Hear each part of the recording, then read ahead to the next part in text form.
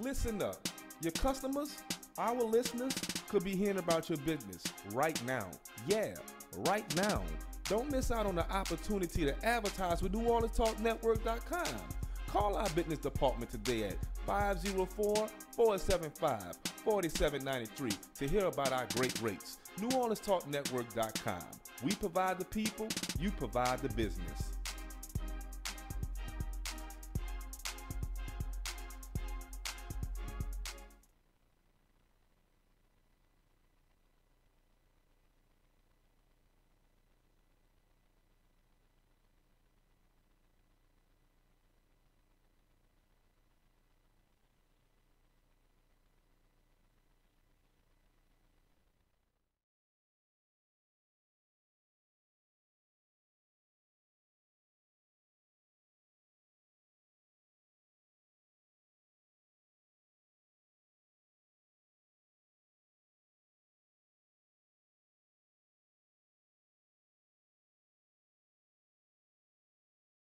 Sheriff Joe Lopinto has made a career of staying 2 moves ahead of the criminal element.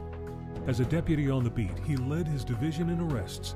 He made major busts in narcotics. Then he beat the criminals in court. He took our fight to the legislature to get JPSO the resources we need to stay 2 moves ahead.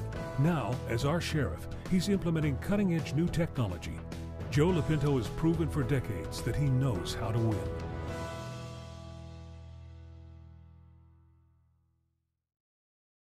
I believe strongly in returning to true community policing to deter and stop crime in our neighborhoods and on our streets.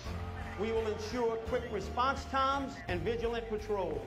Our units will be everywhere to send a clear warning to the offenders.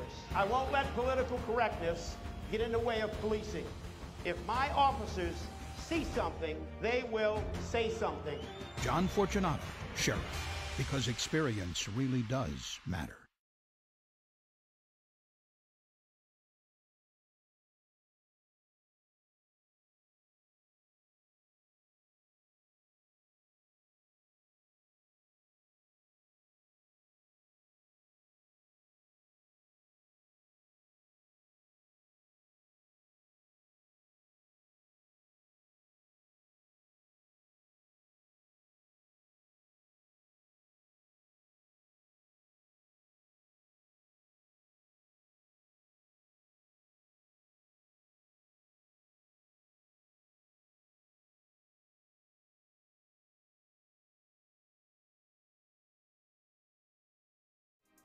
Listen up.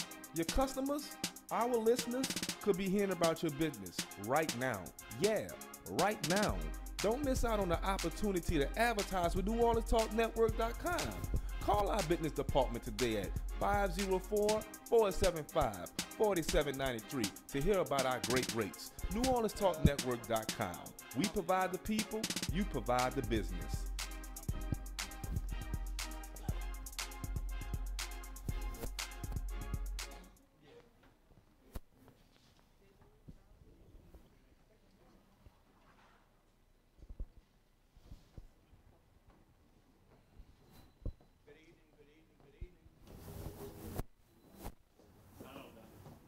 It's not on. Testing. Good evening, everyone. Let's bow our head in prayer. God, our Heavenly Father, we come at this hour and at this present time to come and give you thanks and the respect that you deserve, Heavenly Father. And as we come together, we are your people. We come for a call. We come to get to know our share, the 2 candidates that putting themselves before the people to represent Jefferson Parish. So, Lord, we thank you tonight for everyone that is here. We pray, Lord, that we will learn more about our candidates. And most of all, Lord, we will learn to respect one another. This is our prayer in Jesus' name, amen. Tonight is a night that New Orleans Talk Network and Church Without Wall, we come together, and it's our prayer tonight that this community would come together and this parish would come together. Our prayer that this nation would come together, that we all will learn to respect one another. We will learn to respect all our political leaders, all our pastors. Whoever you represent you, we should respect them. And that's one of the things that New Orleans Talk Network that we advocate every day, that we do a show, Church Without Walls. Y'all know we come on every Monday from 11 to 12. And our goal is to knock down walls that's standing people away. The mission of the New Orleans Talk Network is to bring people together, not pin them against each other. That is our prayer, that is our goal. Tonight we have to have the two candidates, Mr. Lopinto and Mr. Fortunato. We're so happy to have them. So y'all will hear them for yourself. And we think that the community deserves to hear these candidates. And that was our goal and our mission only, that y'all will hear them for yourself. Our pledge of allegiance from the flag would be Noah and Scholar, young lady Shy. But come on up, baby. Good evening, everyone. Can y'all please stand for the Pledge of Allegiance? I pledge of allegiance to the flag of the United States of America and to the republic for which it stands, one nation, under God, indivisible, with liberty and justice for all. Thank you. You may be seated.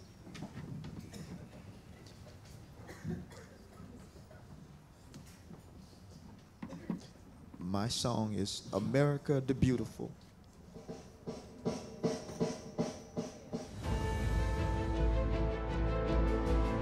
don't think anybody else on the sheriff's office has Joe's experience and qualifications. I feel Joe is the right candidate. He's had both policing experience, legal experience, legislative experience. And while experience is important, it's the right kind of experience in the right kind of place. And Joe Lopinto has that.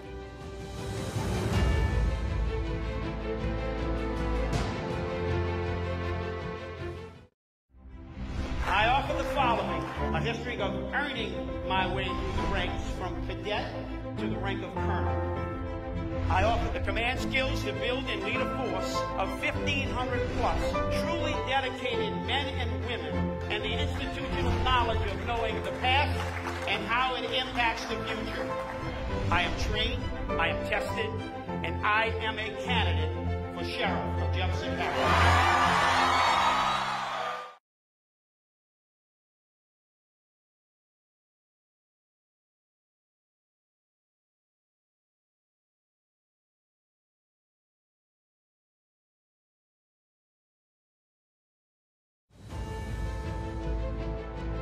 This means a lot to me, to see a sheriff that is all about his kids and still such a powerful person. You could tell he's beaming when he's with his children. He's just happy. I think that Joe is motivated by not just his family, but all of our families. That really adds a bit of passion to his serving as sheriff.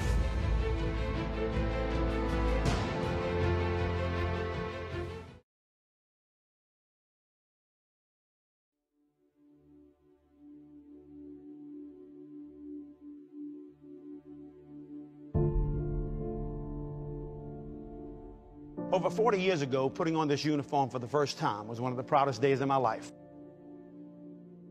I've served under 3 sheriffs, was shot in the line of duty, and earned my way through the ranks of colonel, entrusted by Sheriff Harry Lee. Having served with some of the bravest men and women, I just don't believe we have to accept a politician's hand-picked sheriff. I am dedicated to protecting this parish, so I've decided to run for sheriff. Over the coming months, I hope to earn your vote to make Jefferson Parish as safe as it once was.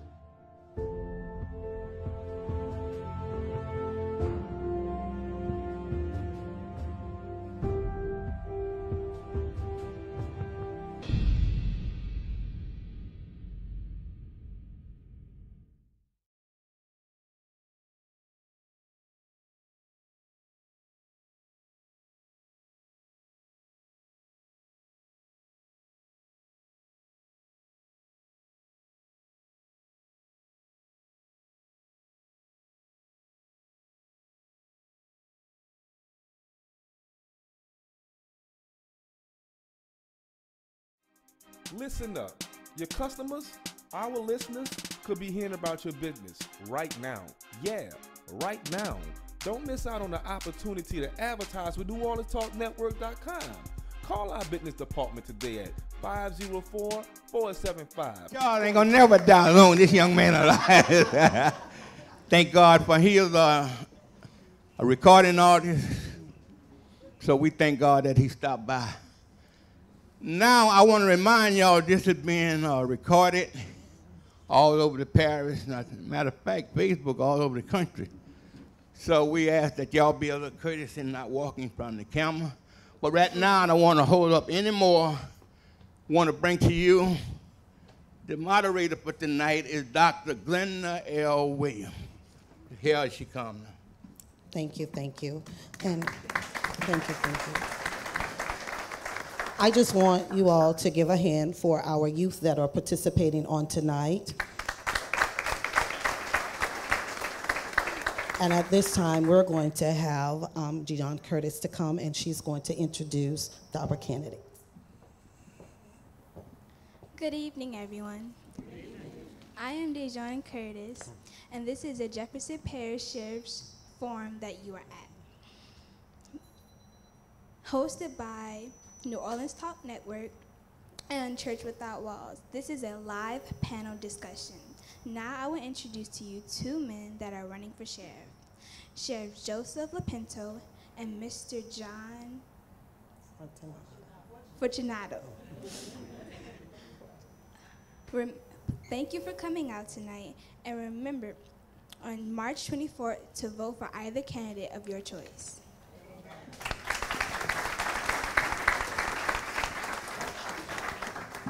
Thank you both. We appreciate you. First, before I do the introductions of our panelists on tonight, I first want to give out the rules. Each panelist will be asking one question and a follow-up question in predetermined order. Both candidates will be allowed to answer the question. If the candidate needs the question to be restated, the panelists will restate the question. We ask that the audience would please hold your applause until after our forum, because we do not want to distract the candidates from answering the questions. Because on tonight it is very important that the community questions be answered. When it is time for an election, this is what we need, for the people to come out and for their voices to be heard and to receive the answers that are pertinent to the needs of our community. Now, for our panelists. On our first panelist for tonight, we have Mrs. Derica Griffin, which is representing Kingdom Girls Foundation. Then we have Bishop Carol Dufors, and he will be representing the Living Witness Ministries. We have Mrs. Gail Love, President of Good Morning Foundation. And we have Ms. Valerie Gibson. There is a correction in the name. It is not Gibson, it is Gibson. And she is representing the Black Women Business Association. Let's give them a hand.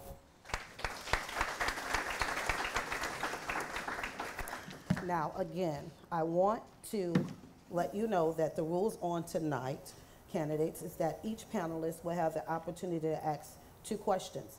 But the way that it's going to be structured is that they have on the paper that they're going to have 5 minutes to ask 2 questions, but it's actually 2.5, because they're going to ask one question going in this direction, and they're going to ask their second question coming in the other direction. Each candidate will have up to 5 minutes to answer the question that is directed. We do have our timekeeper on tonight, which is Mrs. Curtis. And she will allow you to know that when it gets to 4 minutes, she will put her finger to let you know that you need to wrap it up.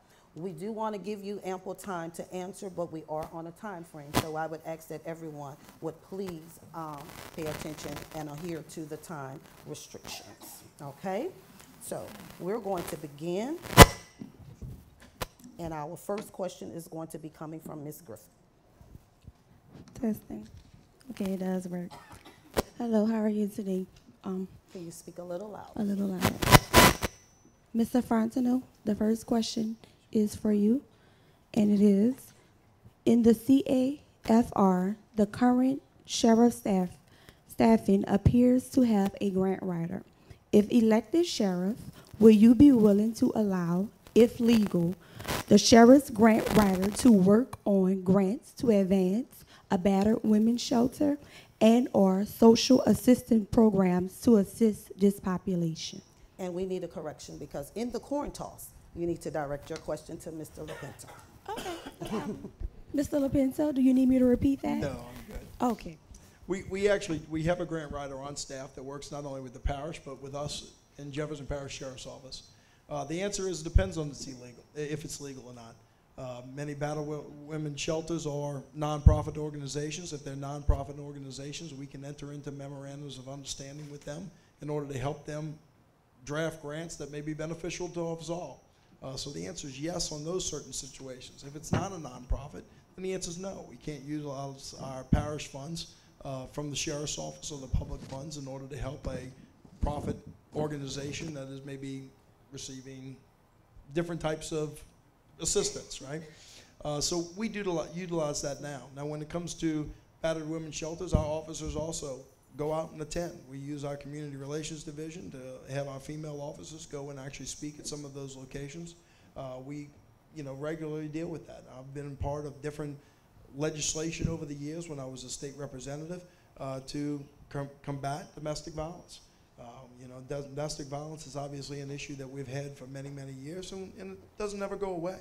But what we do, we had a controversial stance by Helena Moreno back in 2014 in order to try to make sure that protective orders could take away guns from people that were not only convicted but also charged with domestic violence after the court granted us that permission.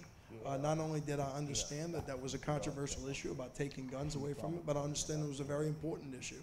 I co-authored that bill with her in the legislature in order to make sure that we're doing the right thing and giving our law enforcement whatever tools that we can. Unfortunately, law enforcement is not necessarily in the house when those couples are going through their issues. We're not there on an everyday basis, but when we do call, we need to make sure that we take that seriously. We understand that domestic problems, sometimes they stay as minor issues, but many times they escalate into major issues. And if we can do things in the middle in order to try to prevent them from escalating, we want to do that. I can remember myself as a 21-year-old police officer showing up the scenes of domestic cases, which obviously are one of the most dangerous to a police officer, knowing that I don't even have a girlfriend, but people want me to solve their problems as a husband and wife, right? We can't be everything to everybody. Police officers aren't always going to be that person that goes in and solves that issue. We need to be part of the system, but we also need to embrace our community, whether it's our law enforcement community, or it's our church community, it's our friends and neighbors, to bring people to a better level where they can get through their problems. Every one of us has problems. Every single one of us has problems and issues that we deal with every day. Law enforcement is part of that tool. It's part of the tool, but we also need to take a better look in the mirrors of ourselves. To be honest with you, I love the crowd that's here, but I wish we had 200 more people. I wish people took the opportunity to come out and have these conversations to see what we can do. From a grant writing standpoint, of course we can try to help, but it also it depends on that partnership of who's coming in and asking for the help. It's something that we deal with every day on the Sheriff's Office. We partner with organizations around this state, around this country, and of course here locally. We're going to not stop that, no matter who it is, the sheriff, because we believe that we want to live in a safe community, no matter who we are.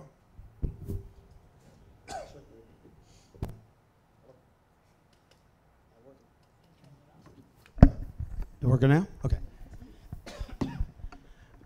First of all, as long as we operate within the parameters of the law, it's important that we understand that we try to work together as a community to make sure that we can do the things that we need to do to protect everyone. Domestic violence issues, as we all know, is a very major concern in this country. It's something that we should not tolerate. If there's things that we can do to protect women and men on calls for service that we respond to, and basically law enforcement takes the responsibility where the police don't have to make the decision. The law protects both people. What we need to do is work through the court systems and try to make certain that we're able to determine who was right, who was wrong, and prevent it from ever happening again, even if it means incarceration. I think once we do that, we work through the district attorney's office and get a prosecution. What's important is making sure that we continue to keep people in Jefferson Parish as safe as we possibly can. And we need to do that as a law enforcement agency because that's what we're here to do. We're here to protect and to serve. All righty. Well, we have one correction. On our first panel, we have Ms. Gail Scott, which is the former president of the NAACP, and Ms. Gail Love will be participating in our second panelist. And also at this time, before our second question, we're going to give Mr. Lopinto the opportunity to say something to the people in opening, and then we will allow for Mr. Fortunato. It was 3 minutes.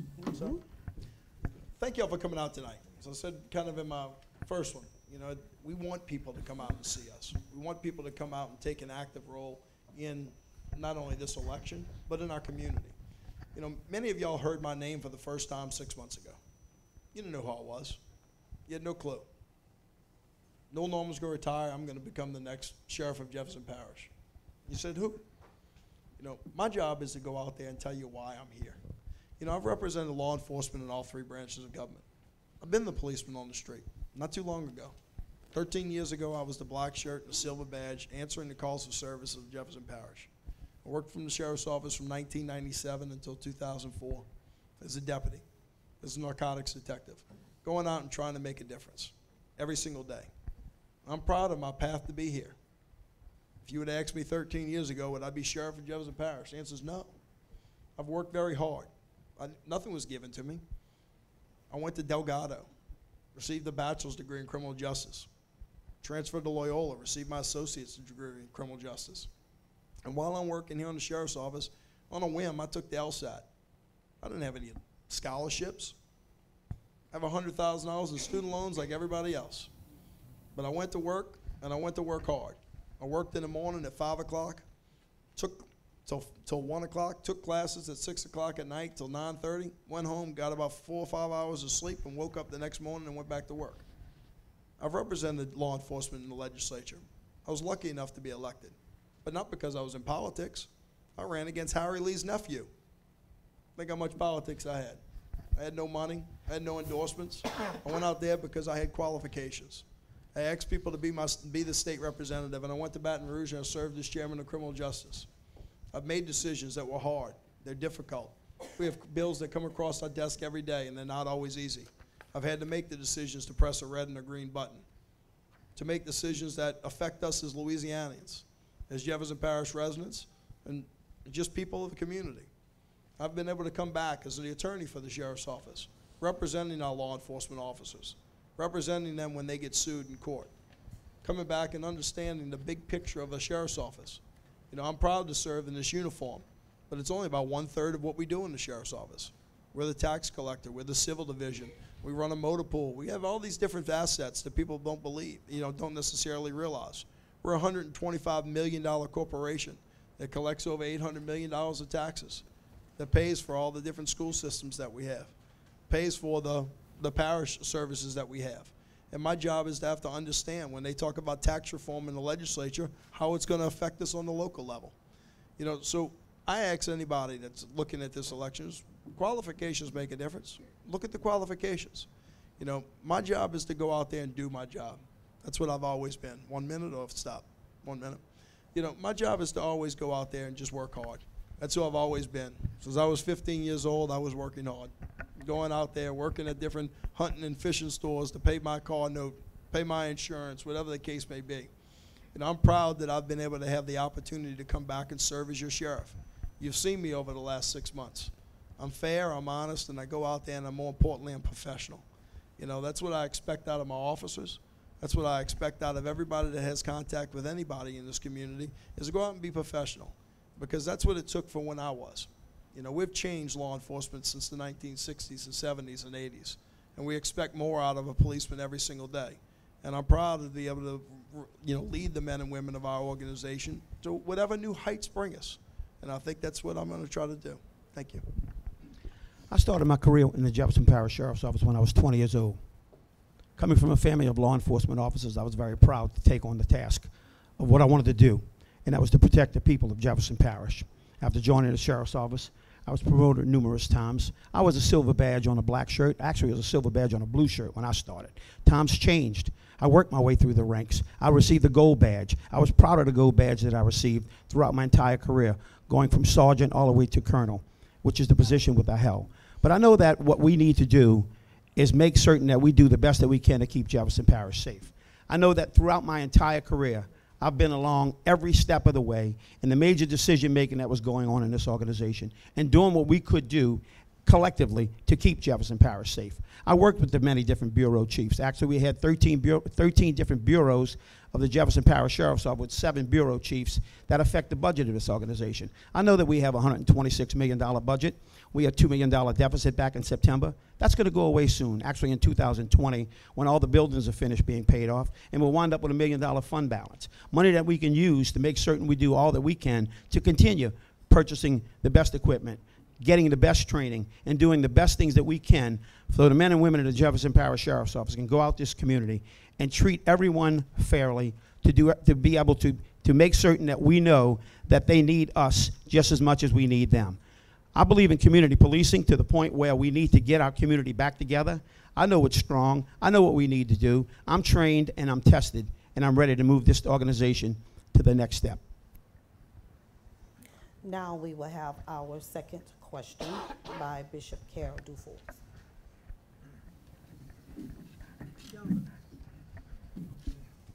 Gentlemen, I live in a community called Circle West Mobile Home Estates. It's just right next to the Beach Grove apartment complex.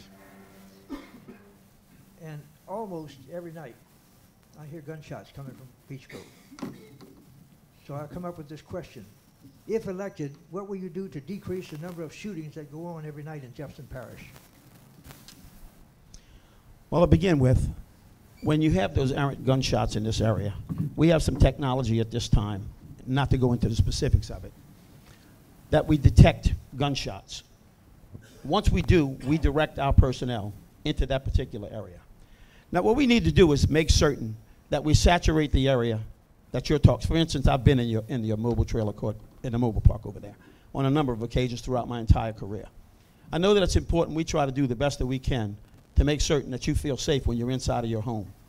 By increasing patrols in those neighborhoods and getting out there and using some hard crime-fighting techniques, making certain that the men and women that patrol those neighborhoods are aware of the fact that things are going on that concerns you. Errant gunfire is something we cannot tolerate. What we need to do is to make certain that we add additional personnel. Years ago, we had a street crimes unit. Now it's more or less a narcotics jump-out group. But we need to put those people in those areas that we know that are of a major concern to try to protect you and everyone else in this community as much as we possibly can. Mr. Fortunato talks about the shot spotter technology that existed. In years past, we had shot spotter, which actually would detect areas when you had a gunshot. We haven't had that for almost 2 years now. We got rid of that for many, many years ago because the problem is although it would detect and pinpoint the area of where a shot came from, generally speaking, we're going out there. If we get a phone call, we're going to go out there and we're going to locate those casings. Now, what we do in Jefferson Parish is something very good. We have a crime lab that's state-of-the-art. We're the only local accredited crime lab in the entire state of Louisiana. You have other agencies that split between regional areas. You have people that use state police for their crime lab. But in Jefferson Parish, we have our own crime lab that runs every single firearm casing, whether it's what they call a 94, just an illegal discharge of a weapon, or whether it's a shooting scene where someone did not kill, or whether it's a murder scene. And what we can do is we track those individually. We can track them down from gun to gun. So we may end up having a murder scene that has been used from a gun on a shooting that we had previously, that we may have had a suspect, we weren't able to make an arrest, and tie those things together. That's what we utilize. You know, we don't utilize the technology that doesn't make sense for us. It was costing us over $100,000 to continue to maintain the shot spotter. Well, truthfully is when you're dealing with just someone that's an illegal discharge of a weapon, you're talking about a misdemeanor charge. So even if we're able to locate the casing that exists on the ground, generally speaking, we're not going to link that to somebody's hand. So we may be able to utilize it as a suspect later on, but we're not going to be able to utilize it for somebody that just shot out there. And we're going to spend $100,000 to possibly solve a misdemeanor case. Didn't make much sense to continue to put the money into it. What we ask everybody is you pick up the phone and you call us when you have those shootings. Truthfully, the shootings are down, the homicides are down, and they're down by a lot. You know, we had another 33% decrease in homicides last year. You know, our crime rate in Jefferson Parish was the lowest that it's ever been since 1974. You know, we don't have the issues that we had back in the 90s because you don't have the territorial battles that you used to have. You still have a criminal element, but it's not in this room. You're talking about a small group of individuals that want to go out and commit crime. What we do in Jefferson Parish is we solve crime quickly to prevent the next crime. We go out when we do have somebody that's shot, we try to make sure we do everything we can to solve it, to prevent the next retaliatory shooting from happening, to make sure that we are doing the best that we can to get the person off the street so the next crime doesn't happen. That's what we do in Jefferson Parish very well, by utilizing our crime lab, not only from the crime scene, but from the crime scene to the courtroom. Bishop, would you like to redirect? What about in the case where gunshot Microphone. Sorry, what about the case where a gunshot comes from a revolver? You won't have a casing there. You're right. And you know, I mean, we deal with the evidence that's there, wherever the evidence leads us. There are times that you do have shootings that are done with revolvers. Now, truthfully, that's not often anymore. Most of the shooting scenes that we are on are semi-automatics because that's just the gun of choice. You know, most people are not carrying around revolvers anymore. And in order to do that, they want to have the additional ammunition. But without a doubt, if you have a shooting that there's no casing there, there's no casing. I mean, many times we go on scenes and we can't find the casings. You know, you may end up having, we know that there was 6 shots but only found 4 casings. We actually have a detection dog now that picks up, that can actually go out and sniff the grass and sniff the areas in order to locate the cases. Mr. Fortin. You know, collecting shell casings, sending it to our crime lab, one of the best in the state, if not one of the best in the country, that's important. But what's even more important is your safety and your well-being. Once again, it's not about what's going to happen after the gunshots are fired. That doesn't concern you that we start collecting shell casings. What concerns you is your safety. What concerns you is sitting inside your home and hearing these erratic gunshots that you don't want to become victim and wind up being shot as a result of that. So it's important that we make sure that we saturate those neighborhoods, that if anybody in those neighborhoods are firing weapons and we have our units in there, we're going to stop those guys from doing it. After they shoot the guns is one thing. After we collect the shell casings is one thing. But you're concerned about your safety, and so am I. Next, we will have our question from Ms. Gail Scott. The comprehensive annual financial, can you hear me? The comprehensive annual financial report on page 16 suggests that the sheriff's office have a goal of providing 1,400 officers and over 20 administrative positions. In light of the demographic changes occurring in Jefferson Parish since Hurricane Katrina, if elected sheriff, how do you guys plan, or do you plan to seek more diversity in both categories? Right now, we're about 1,465 employees on the Jefferson Parish Sheriff's Office. The current population rate for our employees as a whole is over 30%, with a population around 26% African American. So as the employer as a whole, we are actually over that amount. Now, when you narrow that down, which we do, I mean, the head of our civil division is an African American. When you look at our correctional center, obviously it's overwhelmingly with our rank structure and everything goes through. There are portions that I will be the first to admit that are less represented by African Americans. There's no doubt about it. I look at our law enforcement officers itself. We got to look to what we do in the future. You know, when Mr. Fortunato went through the academy back in 1974, there was 1 African American in his class, 2%. When I went through in 1997, there was 9%. The last 5 academy classes for the Jefferson Parish Sheriff's Offices have been over about 24% African Americans that go through our police academy, that are coming out to be law enforcement officers on the street. Not a discrimination from my standpoint. I want the applicants. I want them to come in, and I understand they're going to move up the rank just like everybody else. They're going to get there. It's no big deal. I expect it. You know, what we always expect is professionalism. I can't go back and control the past of 30, 40 years ago. What I can do is affect the future. I have a class that's going through right now, and I'm looking at the testing procedures and how we end up grading it in order what that percentage is to make sure that it fits our population. I'm doing that as we speak.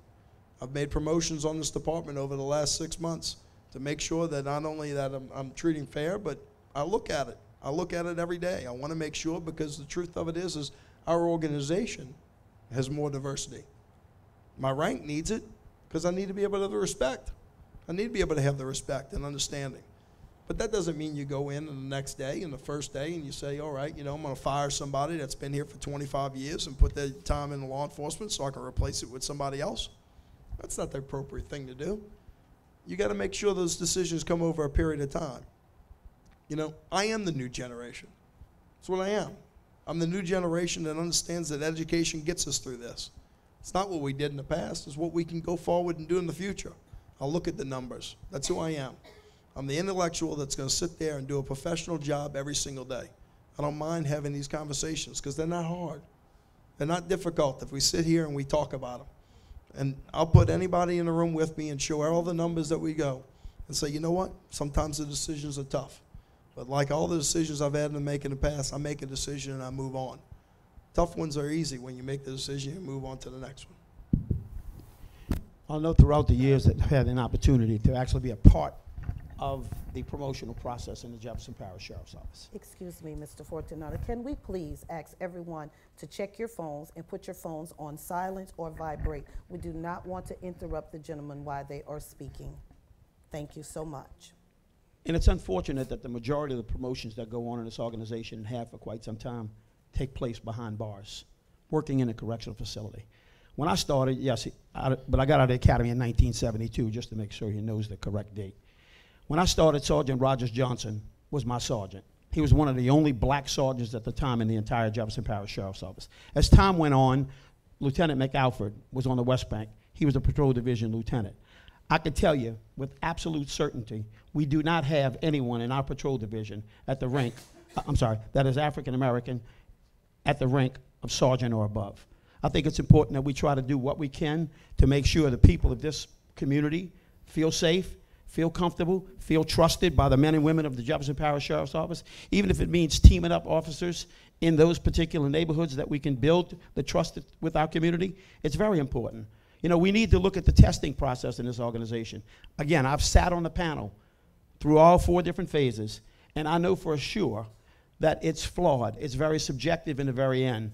You know, we all have children. Everybody takes tests. One child may take a test and get a better grade than the other child.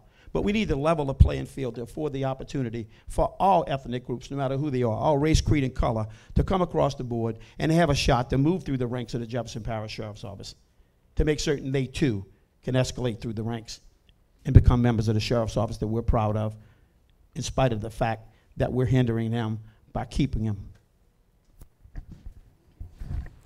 Now we will have a question by Ms. Valerie Gibson. Okay, my question is for both of the candidates. What are your plans for keeping teenagers under the age of 17 off the streets at night? This is usually when crimes are committed. And do we still have the curfew law in place? And if so, is it being consistently enforced? Yes, ma'am, it is. However, what I think we need to do is we need to impact the children of our community. They're going to be the future leaders of America. What we need to do is the many different churches that I've attended and different social functions, political organizations, school meetings, neighborhood associations, it's important that we understand as law enforcement officials that we need to reach these children when they're young, 5, 6, and 7, because we're starting to see them in the judicial system at 8, 9, and 10. So I think by mentoring with our public officials to make sure that we can work with the programs within the parish to obtain grants. You know, they used to have a very effective midnight basketball. We need to give the children of our community an opportunity to be able to look forward to doing something that we can be proud of, to say we sponsor and we support. So all we can do in the Sheriff's Office is try to help these young kids before they get themselves on a bad path. But it all starts at home. The key word a lot of people in this world don't know today is the word respect. These kids don't respect authority. They don't respect their parents. They don't respect anything.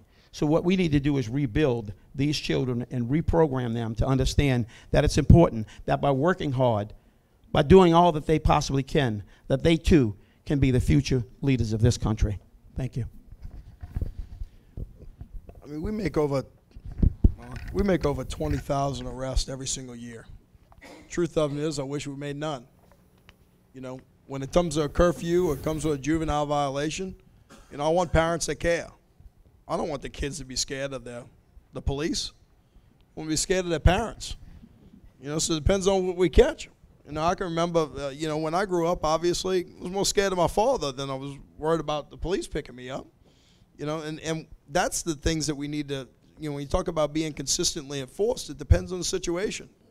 You know, if I got a person that's out after curfew that has no home life, that has nobody to go home to, you know what? I'm probably going to enforce that a little bit more. But if I can drop them off their parents and know that, you know, knowing they're going to have a worse time than showing up at our correctional center for a piece of paper, I'd much rather turn them over to the parents. You know, there's no doubt about it.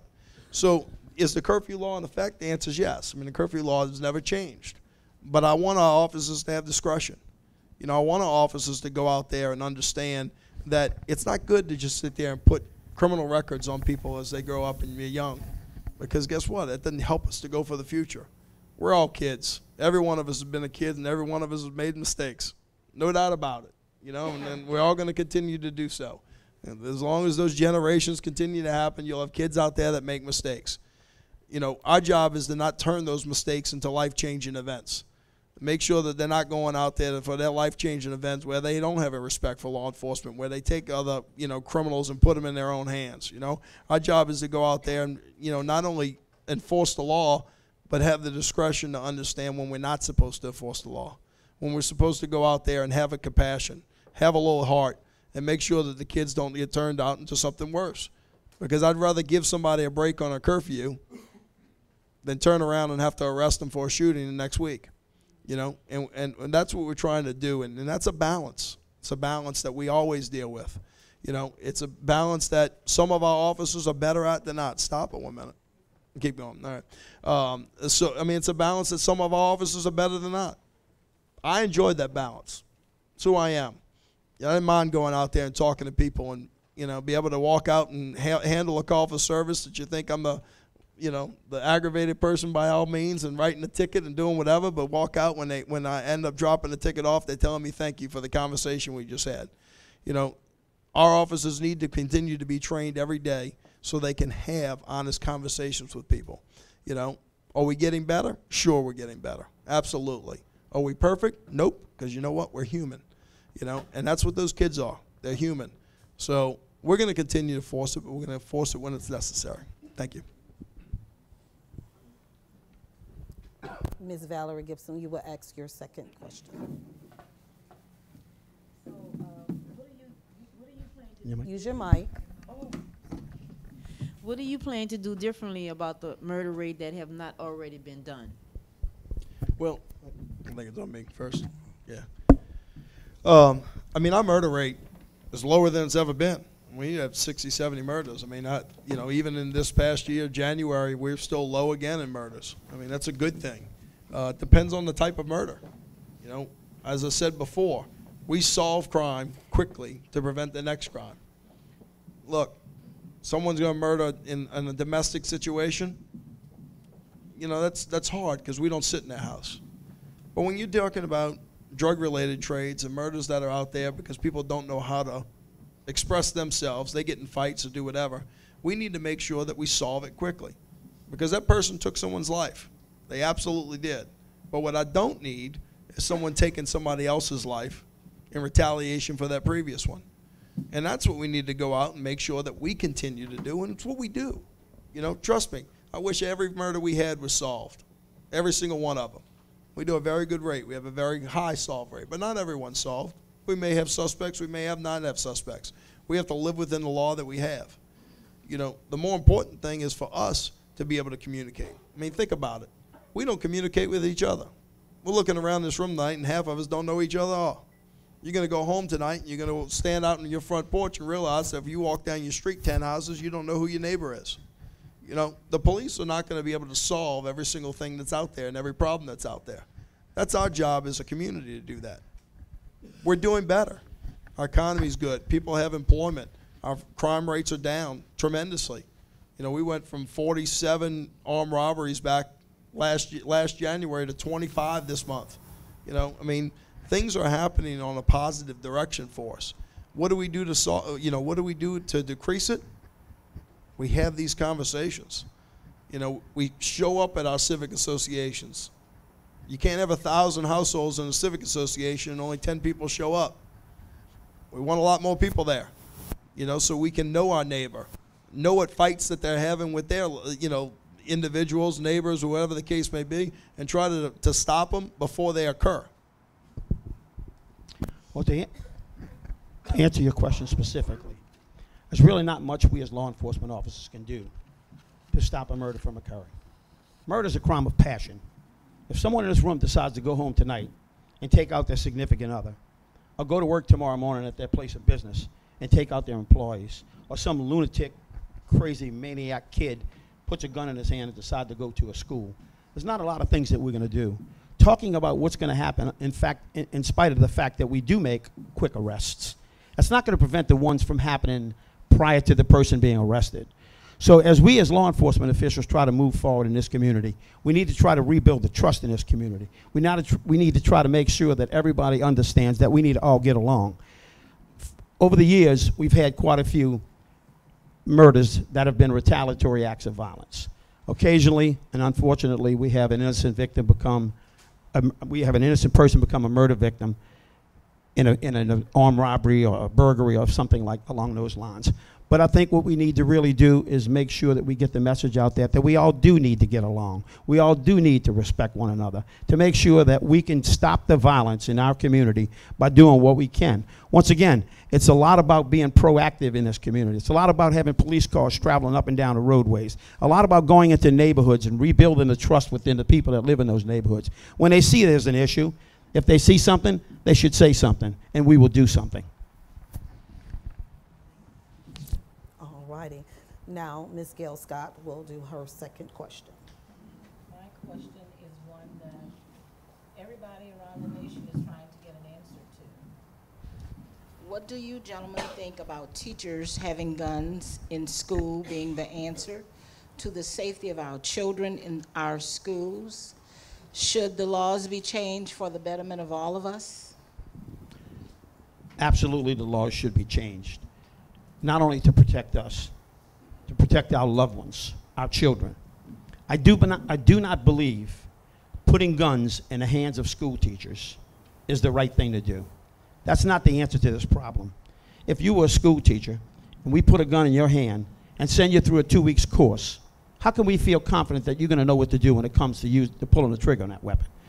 There's a lot of things involved as law enforcement officers that we know what the ramifications are once we pull that firearm, and God forbid we have to pull the trigger.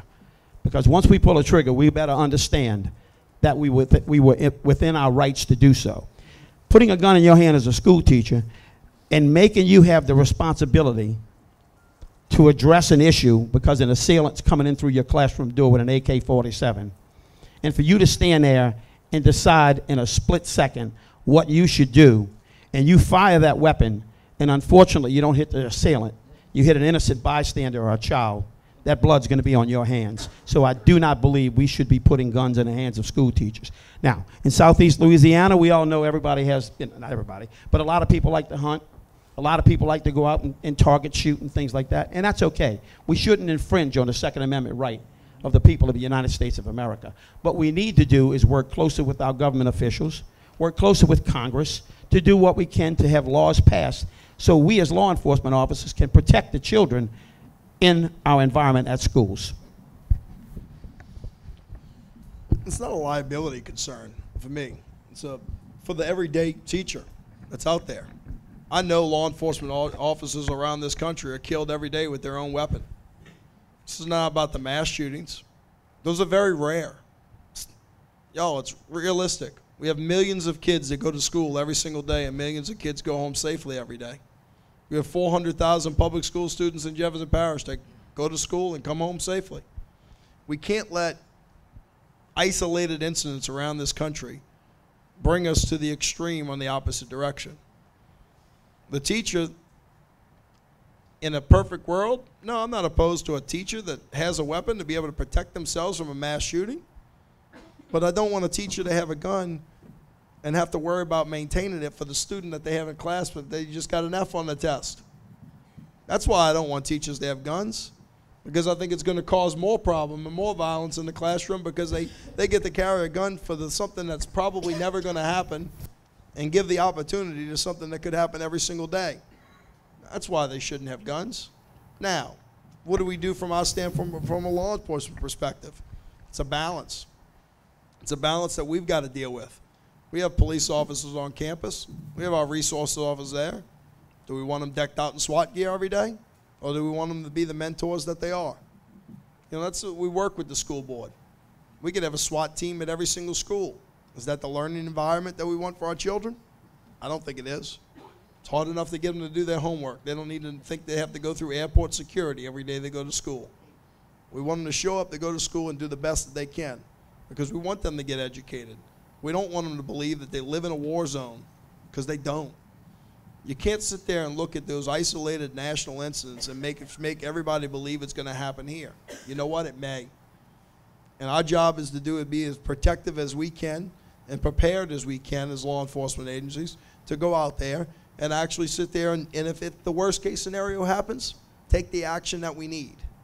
But on the other standpoint, I'd much rather have a whole bunch of students that never have that problem, that go to school every single day and get educated, and not become the next school shooter. I don't want them to become the next school shooter. I want them to get through life, understand that they need to use this brain a little bit more. God's given it to them for a reason. Go out there and actually work for it. So are guns to schools the answer? Maybe you could make a limited exception that we better arm our resources officers to make sure they have firepower to be able to deal with it if that's the case. But in the hands of the teacher, no, they're there to teach. They took an oath, they took a profession of what they're trying to be. Our job is different. All righty, we will have another question by Bishop DuForce. Gentlemen, if elected, what will be your top priority of the office of sheriff? Changes every day. You know, we have 1,500 employees. That top priority changes every day. From a homicide detective, it's solving the crime that happened the next day, the day before. From a burglary detective, it's solving a burglary. For me, never know. Could be that I'm dealing with the national consensus use of force policy, that I'm trying to make sure that do we implement it, do we not implement it? If you're one of our tax collectors, you're worried about how many people you went out there and actually served and did an audit on. If you're one of our civil divisions, it's a person that goes out there and how many civil services or subpoenas that they have to deliver. Law enforcement changes every day, and the priorities change. I have short-term goals. I have long-term goals. I know that I have to change our record management software program. It's 28 years old. Think of any computer program you have in a computer at home that's 28 years old. Been in existence since 1990. Probably going to cost $8 million to change. I've got to budget that out over 5 years. It's not something that changes tomorrow. Now my jail. Jail was horrible when I took over. For many, many years, Noel Norman, to be honest with you, didn't put what he needed into it. We were 25 to 35 people short. Morale was terrible. I paid $2 million in overtime. One of the first things I did was come in and change some things. Promoted a person director of education to be able to give them through an academy, to be able to move their pay scale up, to give a little morale booster, to make sure that I could give the transportation division their vehicles back. Well, you know what? When I took office on September 1st, we were 25 people short in the jail. That means 25 people every single day were having to work overtime to fill the positions that we didn't have enough to fill. Working an 8-hour shift instead of, a 16-hour shift instead of an 8-hour shift. Well, last week we're 5 people short in the jail. Plus 20 in 6 months. Because I care, but I have to also change the priorities. The priorities change depending on what is there. And you've got to go out there and make those changes. My next day priority will always be something different than my first one. As I said before, I go to work. I go to work every day in order to figure out what those problems are. Sometimes it's putting out fires, and they're a pain in the butt. But you put the fire out, you do what you got to do, and you move on to the next thing. I know there's things I want to change. You know, we talk about our street crimes division that they had back in the 90s, right? But we don't have the territorial wars that we used to. We don't want the jump out, you know, things that we used to, and that's why they changed to more of an undercover capacity, to going out there and fighting narcotics trade, right? Well, do we change that altogether? Those are things that I got to sit down with my commanders in order to make sure, what are we going to do? What are we going to look like not only 5 years from now, but 10 years from now, 20 years from now? You know, so the priorities are not something that you sit there and quantify. You adapt. I understand the importance of working with the men and women of this organization. What's really important to me is the men and women of this organization are out there putting their lives on the line every single day. They leave their houses, they kiss their loved one goodbye, never knowing if they'll ever return. It's important to understand that everybody in the prison needs a pay raise, and everybody we have, and the people in the prison are certainly we're short-staffed at this point, and doing all those things are important. What's more important to me is to make sure that your safety and your well-being is my #1 concern. I know that what we try to do as law enforcement officials, one thing I learned from the mentor I had in my entire life was Harry Lee, that I don't have to know everything there is to know about this organization, but the people that I put in those places, they sure better. And by working with those chiefs and working with those bureau chiefs and leaders, that we can do the best that we can to continue making Jefferson Parish safe. It's all about police work. It's all about what I've learned all my life. My 40-plus year career in the Jefferson Parish Sheriff's Office means more to me now than ever before, because I know the responsibility, once it's placed in my hands to become Sheriff of Jefferson Parish, is to keep every one of you in this room safe. And to do that, I will reveal it. I will use the sources of the Jefferson Parish Sheriff's Office to make sure that we can do that and work with the men and women of this organization, because when they come knocking on your door to respond to a call for service, it's the message that they convey to you that you feel confident that we're out there doing our job. It's not a matter of making certain that people feel this is a personality contest. No, it's not. It's about keeping you safe, and that's what I've done my entire career, and I'm very proud to say that. Now we will have our last question for this group of panelists from Ms. Griffin. Many municipalities are reverting to a community policing approach, whereby police officers come to know law-abiding citizens in the community. This approach appears to have fostered better relationships in the community between the police and minority communities. If elected sheriff, would you implement such protocol as a component of the current multi-pronged approach to fight crime? Well, I'm proud to say that I was part of the community policing program back in the 90s under Sheriff Harry Lee, where we identified the 17 most violent neighborhoods in all of Jefferson Parish. And unfortunately, I now live on the West Bank. Those neighborhoods are mostly here on the West Bank. But we had a community policing program back then called the STAR program. You may still see some of the cars that have the acronym STAR on it. And the STAR program was survey, target, arrest, and rejuvenate. We went into those neighborhoods. We surveyed the people that lived in there. We determined who were the good guys and who were the bad guys. Once we were able to identify the bad guys, we built cases against them, followed them all the way through prosecution to make sure that we did the best that we could to revitalize those neighborhoods. The last letter of the STAR program, once we finished with surveying, target, and arresting, was to rejuvenate, to go work with the parish officials, to work with the parish council and code enforcement, and do all we could to make sure that Lincolnshire and Woodmere and all the other neighborhoods were going to be model neighborhoods once again. When people invested their money and people brought raised their children into those neighborhoods, they deserve the quality of life that they had when they first moved in there. Now let's move to modern day times. I'm firmly committed to tell you in this entire community that as Sheriff of Jefferson Parish, I will have a community policing program that will be second to none. The community policing program I just mentioned actually was so well organized that a sitting president came down here and recognized Lieutenant Renee Washington and the men and women of the Sheriff's Office for doing a great job. But today it's even more important. Today it's so much more important to rebuild the trust in our communities. If we can have an officer that patrols that area, and generally speaking, we try to keep the same officer in that area. But for the officer that patrols your neighborhood at nighttime or in the daytime, it's good that they get to know you. It's good that they get to know everyone in there. So when the bad guys are coming in there to do things to you, commit burglaries, commit offenses of some sort, that they know that we can work together with you And you can help us because your eyes and your ears are going to be very helpful to us.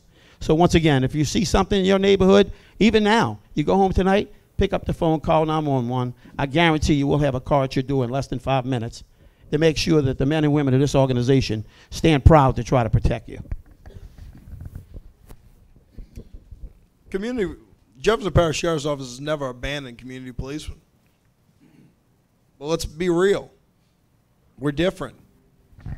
We all have cell phones. We all have Xboxes. We all have life. Everybody in this room doesn't know a neighbor 10 doors down from them. Serious. Stand out in front of your house, do a 365-degree turn, and think about how many neighbors you know that live next to you every day that you don't know their name. It's not realistic to believe that a police officer assigned to one particular neighborhood is going to go in there as a community officer and know everything about it. You're our eyes and ears. We have to go out there and respond to the calls. Every neighborhood out there, I don't care what neighborhood you're in, every single neighborhood out there has problems. Some of them they're different, some of them they're more prevalent. You know, our job is to go out and individually identify them. What can we do? Somebody that's dealing drugs out of the house, we notify our narcotics division. We do a surveillance. We see what we can do. Somebody out there that, you know, is a user, not necessarily dealing, but obviously going out there and committing burglaries in the neighborhood in order to support their habit. We go out there and we try to make the arrest and get them out. We try to clean it up whatever we can, whether it's working with code enforcement. We know every one of us in here wants a safe place to live, work, and raise their family. It's not something that's unusual. And that's where do we fit in the game. Our community police every day are going to a civic association. Every single day, they're there. Unfortunately, a very small percent of the population is there. We need y'all to be participants in this process. We don't have enough officers out there in the street. But if you gave me 10 more, it wouldn't solve the problem with a 432,000 population of Jefferson Parish. Do I think I need to expand it? Sure, absolutely. I'd like to expand it. I'd like to be able to make sure that we're out there a little bit more, building that trust, having those conversations. But at the end of the day, having 10 more officers in community relations is not going to solve the problem. We always have to be realistic of what our issues are. You know, we have to understand that community policing is a part of the solution, but it's not the solution. You know, we are never going to eliminate crime to a 0% rate. Of course we worry about your safety. That's why we're there within 5 minutes.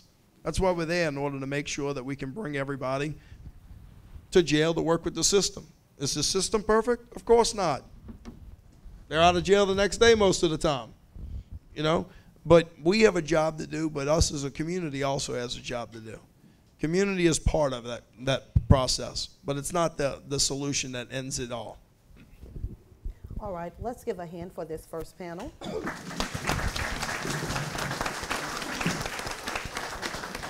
We are now going to take a 5-minute recess to bring up our next panel and to allow these gentlemen to get some water and to rest. All righty, thank you so much.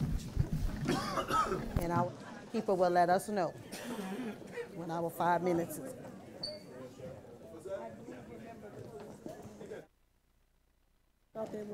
They put the wrong thing on there.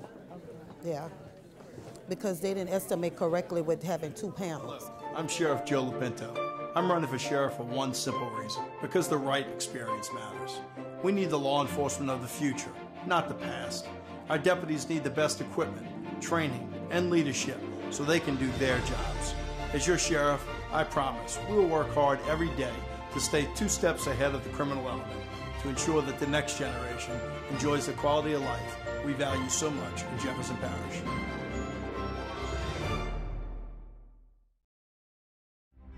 Crime is an attack on the poor, the rich, the young, the old, and only a trained, tested leader can bring us to safety because experience matters. But I can assure you tonight that the vast majority of politicians will stand with my opponent, and that's okay. I'm not a politician. I'm a police officer. So I'm not in the business of making deals. Listen up. Your customers, our listeners, could be hearing about your business right now. Yeah, right now. Don't miss out on the opportunity to advertise with NewOrleansTalkNetwork.com. Call our business department today at 504-475-4793 to hear about our great rates. NewOrleansTalkNetwork.com. We provide the people, you provide the business.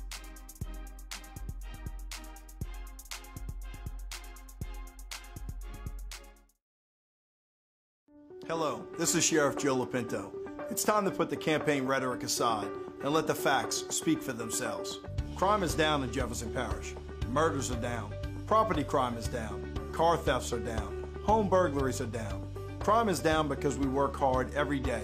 We stay 2 moves ahead of the criminals by using the best technology and world-class training. My pledge to you is very simple.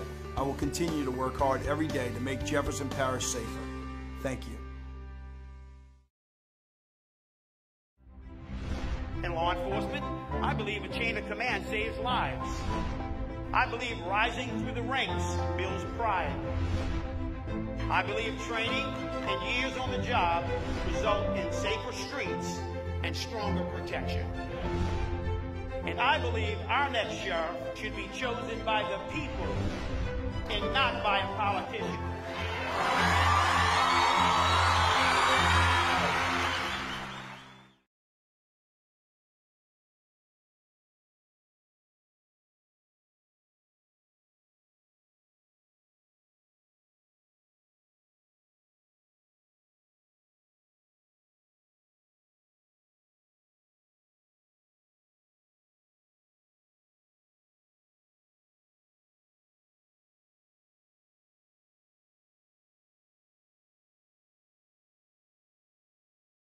Sheriff Joe Lopinto has made a career of staying 2 moves ahead of the criminal element.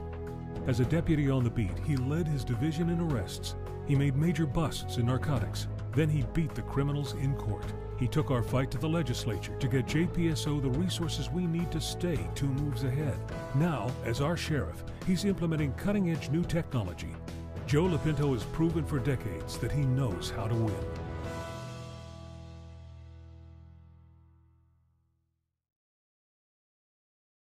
I believe strongly in returning to true community policing to deter and stop crime in our neighborhoods and on our streets. We will ensure quick response times and vigilant patrols. Our units will be everywhere to send a clear warning to the offenders. I won't let political correctness get in the way of policing. If my officers see something, they will say something. John Fortunato, Sheriff, because experience really does matter.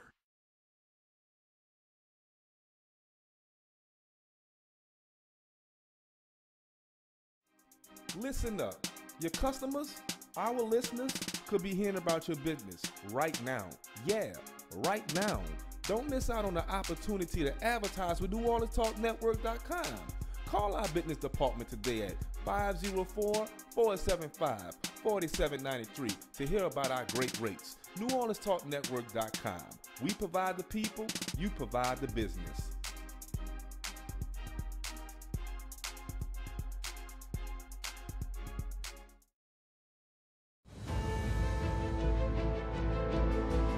I don't think anybody else on the sheriff's office has Joe's experience and qualifications.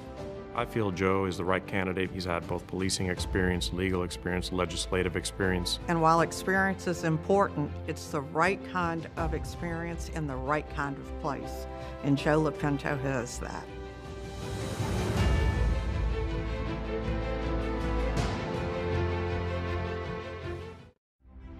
I offer the following: a history of earning my way through the ranks from cadet to the rank of colonel. I offer the command skills to build and lead a force of 1,500 plus truly dedicated men and women, and the institutional knowledge of knowing the past and how it impacts the future. I am trained, I am tested, and I am a candidate for Sheriff of Jefferson Parish.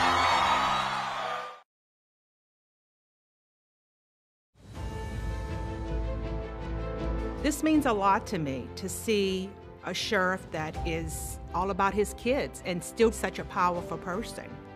You could tell he's beaming when he's with his children. He's just happy. I think that Joe is motivated by not just his family, but all of our families. That really adds a bit of passion to his serving as sheriff.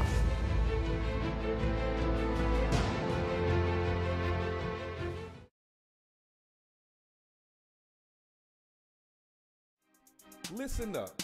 Your customers, our listeners, could be hearing about your business right now. Yeah, right now. Don't miss out on the opportunity to advertise with NewOrleansTalkNetwork.com.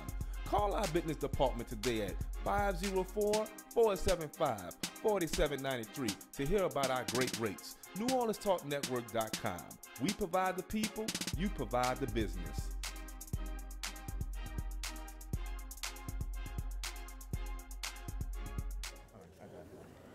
Everyone take your seats. I would ask you again, please take your seats. Please check your phones to make sure that your phones are on silent or vibrate. We do not want to interrupt the gentlemen while they are asking questions, nor do we want to distract our panelists in them forwarding their questions. Now we have our second panel, and our second panelist, we have Ms. Gail Love, President of Good Morning Foundation. We have Reverend John Dillon, Body of Christ Church. We have Reverend D. Don, who's representing the Kenner community. And then we have Mr. Keon Calloway, representing Project Detour. And so again, gentlemen, you will have the same allotted time frame that you had to answer your questions. And we are going to begin. Can we please close that door? Thank you. Yeah, close that door. Thank you so much. Again, we're going to start from this direction, and then we're going to work our way down. I would ask the audience to please hold all of your applause until after the forum.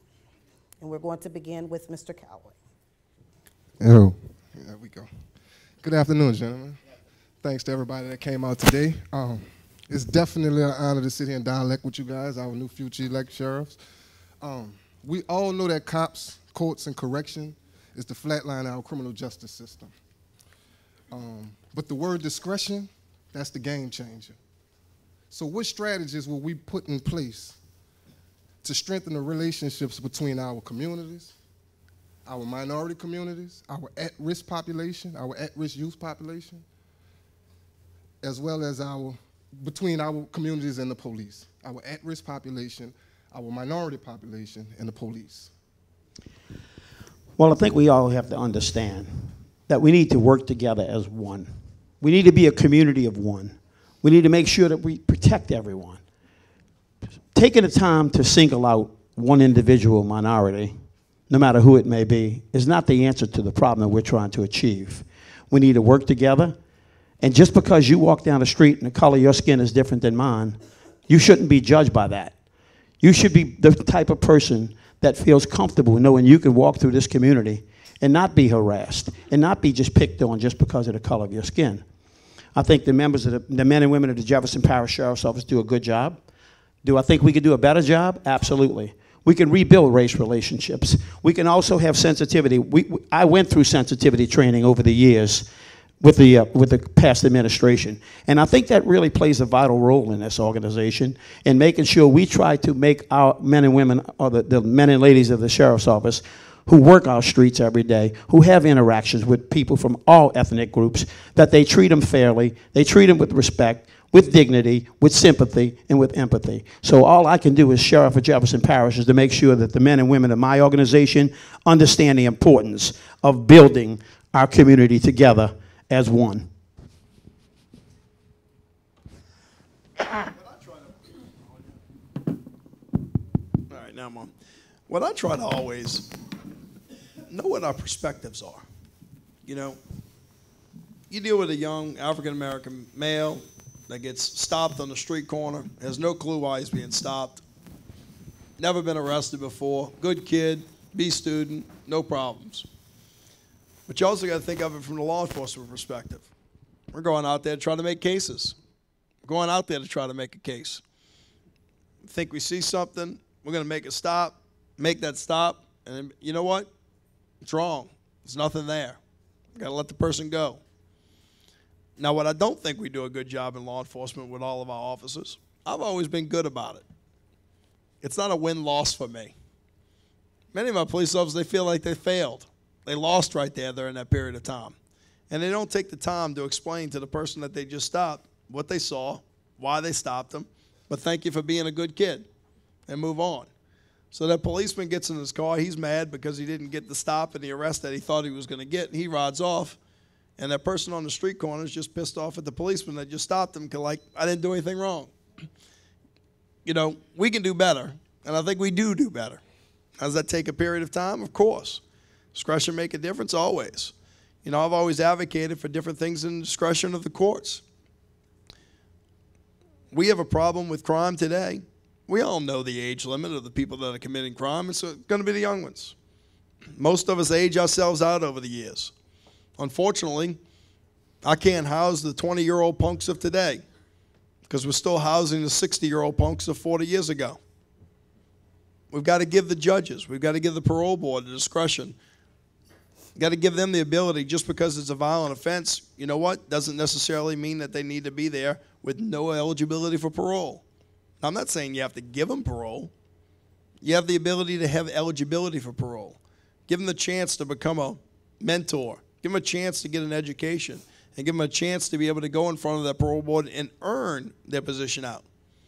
You know, as an armed robbery suspect, person convicted can get 10 to 99 years.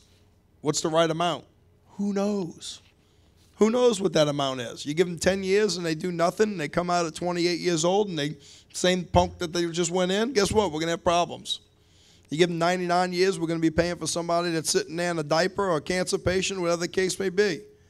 But if you give them 99 years and you make them eligible for parole after 10, they can prove themselves in order to come back out here. Because guess what? People are still going to get out of jail. 60 to 80 people every single month get out of jail that have committed crimes in Jefferson Parish.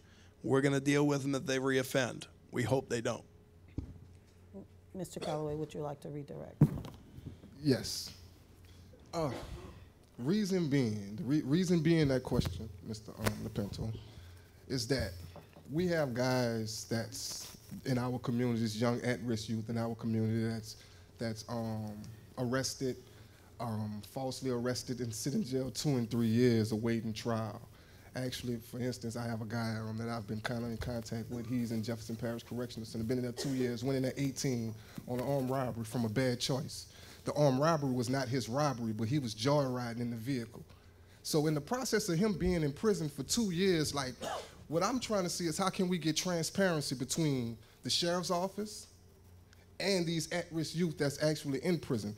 Retrospecting back to when I was in prison. I was 16 for 2 counts of first-degree murder, and Harry Lee didn't come see me.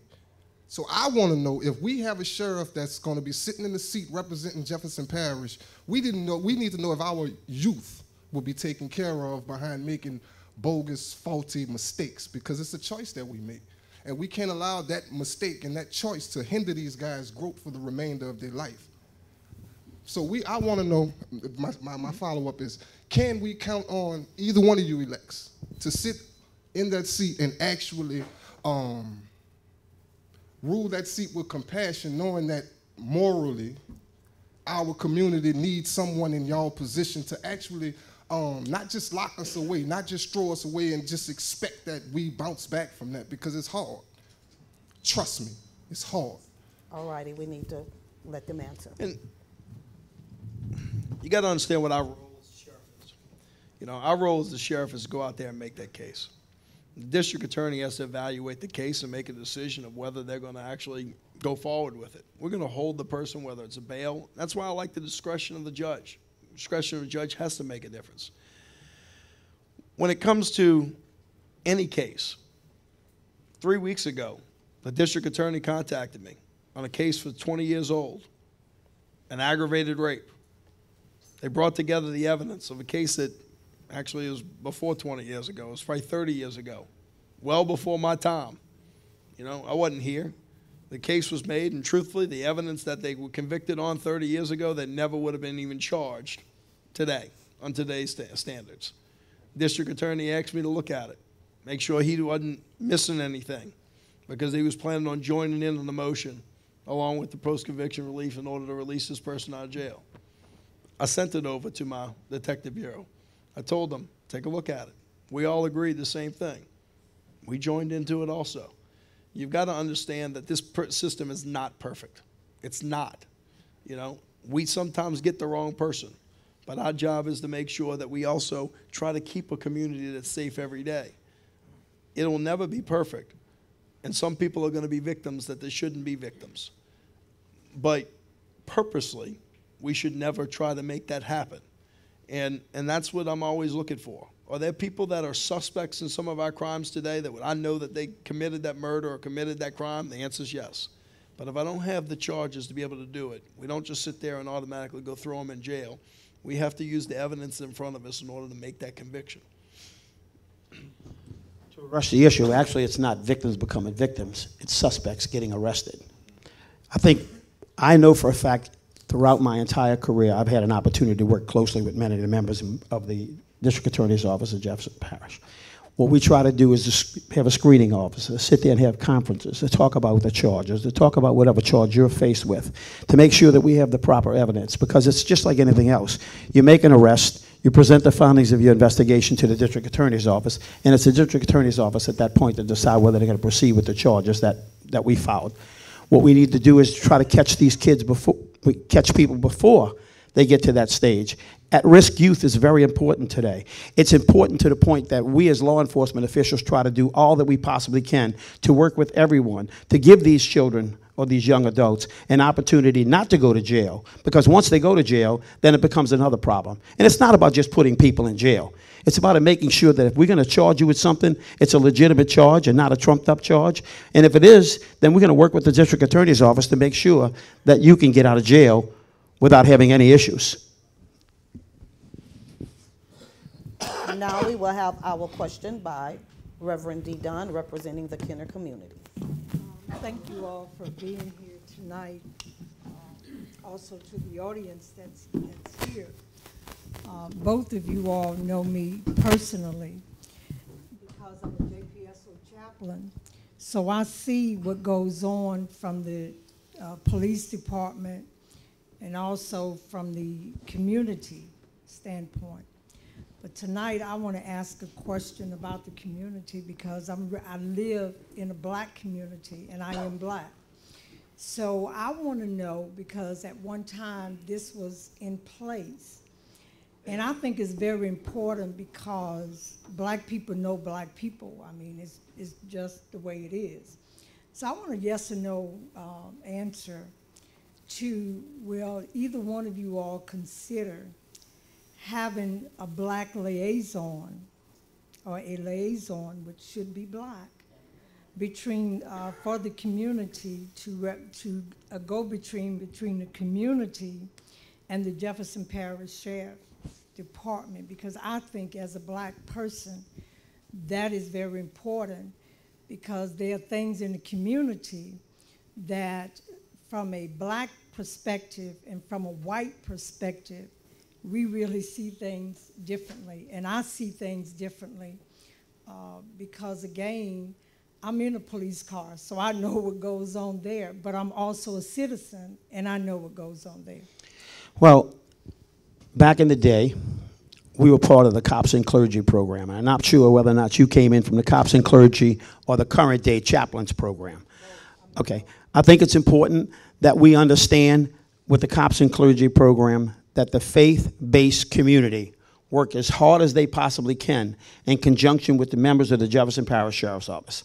I vow to you that I have said this time and time again across the campaign trail, that I will have a liaison for every ethnicity, a member of the Jefferson Parish Sheriff's Office of that same race, to be able to go to the community, to be able to talk with you in your program, to be able to talk with this young man in his program, and to find out what issues are that are concerning to them. And what we do with our liaison is he's the person that's the guy that represents, the man or woman, who represents your race to make sure whatever concerns you becomes a concern of mine, and that I do something about it. When we talk a liaison, that's just a middleman. I've been the sheriff for 6 months. There's not a person I've turned down a meeting for.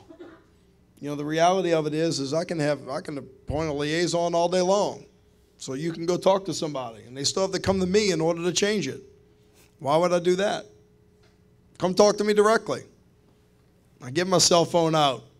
I ask for any meeting. You don't have a problem with a liaison? I'm not opposed to it. I have African Americans in every one of our community relations that go to our civic meetings.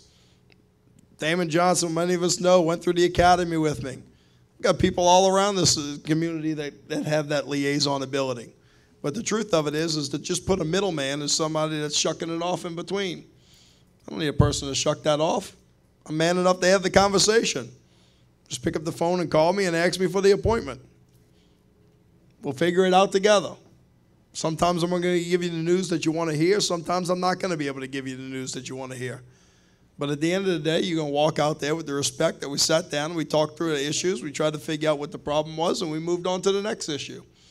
So creating false hope by just putting people in place is not the answer that any of us need. I'm not opposed to it. Not telling you I wouldn't do it. But on the other standpoint, I'm 41 years old and I got a whole bunch of time. You pick up the phone and you call me, you say, I'd like to have an appointment, and guess what? We schedule the appointment. So let's sit down and see what we do, what we can do, what the problem is, where we need to go. That's what I do every day. That's what I have a conference room table for, to solve problems out of it. We sit down at that conference room table and we try to figure them out. Mr. Fortunato, would you like to redirect on that? Yes, ma'am. I understand the importance of having an open door policy. But I know if you're concerned that there's some blighted housing in your neighborhood and there's some drug dealing going on, that not always you're going to be able to pick up his phone and dial the phone and get him on the phone to talk about those issues. We have to have a representative in our community to make certain that no matter how small the problem is or how large the problem can become, that we address it immediately. And I know for a fact that what we do as a law enforcement agency, we here to serve the community. We here to do what's right for everybody. And I want to hear your voice. I know for a fact that I will have no doors in my office that will be closed. I've seen it happen all too often in this organization, especially over the last 6 or 7 years, that plenty of people have been slighted. Plenty of people haven't had an opportunity to come through the doors of the sheriff's office to discuss matters that are concerning to them and the communities that they live in. Mr. Lopinto, would you like to redirect on a statement on that? All righty. All righty. We will have our next question by Reverend John Dillon from the Body of Christ. Thank you for having me. I want to ask a question, and I want to ask the question not based on race or anything, but I'm looking at our young children. As an educator, I deal with the children of Jefferson Parish every day. Do you have a specific plan to be proactive? What specifics, if you are the sheriff, are you going to have in place so that our young people don't end up in jail? If we prevent, if we do programs. When I first started teaching about 18 years ago, there was a DARE program. We no longer have the DARE program, and I know that's funding. I taught in Kenner, and they have the law education with the 8th grade. Is the rest of Jefferson Parish going to teach our children the laws, and what preventative measures will you implement specifically in your leadership? You know, I've taught, I go to schools all the time, you know, whether as a sheriff or before, you know, as a state representative. I'm always at different grammar schools that people ask me to come speak, because whether it's civic lessons, I mean, I enjoy going to schools and teaching the young children. I've taught attorneys as CLEs. I've taught the Sheriff's Association, the legislative updates. Teaching is what we do all through life, whether it's young or old. DARE program actually is something that's kind of went away over the years, but we've actually participated in different things. We have a Seymour the Fair Foundation that is teaching young kids, you know, to stay away at a very pre-adolescent age, you know, before they get to the 13 years old, because I hate to say it, you're too late at that point in time. You got to get to the younger kids in order they know what good drugs are, bad drugs are from that perspective. We participated in that from the Sheriff's Office to help that foundation for a pilot program with the Jefferson Parish school system. You want children to be able to have a respect for law enforcement. And that's why we participate in the programs that we have today, whether it's the Young Marines, whether it's our Band of Excellence. A Band of Excellence is a great program that we have throughout here. That's all funded by JPSO dollars. Every instrument, they go to their school, they're in their own band, but they come get the extra education and have the opportunities for scholarships that they never have at their normal school. They have the ability to go and play in our band. And you know what? I take the opportunity every single time when I walk out of my office at night and it's 6 o'clock at night and I hear them playing across, I take the time to walk across that parking lot, open up that door, and go in and see them. It makes their day every time that the sheriff just came in to see us. But the truth of it is whether they're marching in a parade or whether they're going to Disney World or whatever they're doing, they're having opportunities that they never thought they were having before. Can we expand that program? Of course we can. I want more people to participate in it. But you know what? Life gets in the way. It's about making sure that we can direct those kids any way we can to these type of programs. We have them all around. We have programs out there. They will have to participate in them. They've got to get out there and make the right decisions. Sometimes that takes parenting. I'd love to be able to be the end all and be able to control every situation, to be able to get people on the right track. Look, I'm more proud of my drop-in statistics than an increase in arrest. You'll hear me out there every single day. I want to have a drop in statistics. I want to have a decrease in crime. That's what we strive for. That's what we're accomplishing. It's getting those kids to the programs that we have. We've got a bunch of them. Can we have more? Sure. Y'all want to give me some more tax dollars? I'll put them in place. You know, the reality of it is it's never easy when you're trying to balance. But we do the things that we can in the sheriff's office in order to make sure that we have opportunities for them to be there. Coincidentally, I used to park right next to where he parked. But over the years, from the implementation of the Band of Excellence, of the Young Marines, I have participated time and time again. I didn't just drop in and say hello. I participated in the parades. We made sure that we did when Hezekiah Brinson was the band director, that he knew what we were trying to accomplish. Oftentimes when we'd stop in to say hello, it was to make sure that these children knew that this program was there, to help us promote this program. The Young Marines have been an extremely successful program throughout the years. But just like those simple programs, it's even more important, and I've said this time and time again tonight, that we impact these kids before it gets to the point where they become a problem. If we can find avenues throughout this entire community, if we can find some federal grants to help us put on programs for at-risk youth, then we need to do all that we can, because we're the law enforcement agency that one day may have to interact with these folks in a bad sense. So whatever we can do to step ahead, get ahead of the curve and do what we can to make sure that these children look up to us, to help them build respect for our community, respect for law enforcement, and respect for everyone else. It's our job, and I vow that we will do the best that we can to make sure our youth stay out of jail. All right, now we will have a question by Ms. Gail Love. Okay, good evening, gentlemen. My question relates to performance standards and confidence in the police. Ever since the Rodney King beating in 1991, there has been a steady decline in the confidence that the public has in police. Recent news reports of police falsifying reports in St. Tammany and police shootings in Ferguson and other areas increase the public's view of the police as adversaries rather than allies. What steps will you put in place here in Jefferson Parish to ensure that police officers are compliant with positive performance standards and restore the public's trust in local police, to help people see the police as part of the solution rather than the problem? Well, I think the message resonates from the top. It's the leader. It's the leader that sends the message down into the bottom of the department to make the men and women of this organization understand that we will not tolerate that type of activity. We make certain that our men and women are trained, especially sensitivity training, to let them know that you can't go out and do the things that may have taken place back in the 70s, the 80s, and 90s. Today, police officers have to be able to use their brain a lot more than their brawn. It's the interaction and the way that you approach someone that can all of a sudden change the whole tone. If I approach you and address the situation and I come off abrupt and very abusive, I've shut the door down already. I've shut the door down where you don't even want to hear one thing that I have to say. So by me being sensitive and having sympathy and having empathy and to understand the changes that y'all have gone through and the challenges that have taken place from way back before the Rodney King incident. Rodney King was only one of many that happened. We have thousands and thousands of police interactions. And much to the credit of the men and women of the Jefferson Parish Sheriff's Office, they do a good job. We have very, very few complaints that turn out to be a problem where we have national attention come to here in Jefferson Parish.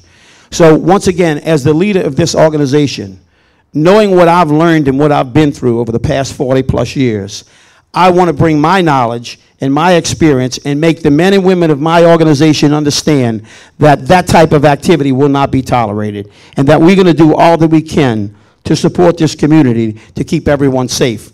Because if you have a problem, it's going to fall back in my hands anyhow. So I just want you to understand that training is of the utmost importance, and the fact that I will support the men and women in the sheriff's office. Harry Lee used to say something during graduation. And he would say to the recruits, this might not be the best time for me to say this, but maybe it is.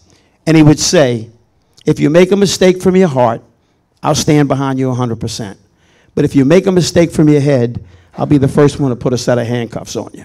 And I want the men and women of the sheriff's office to know that I will stand behind them as long as they do what's right.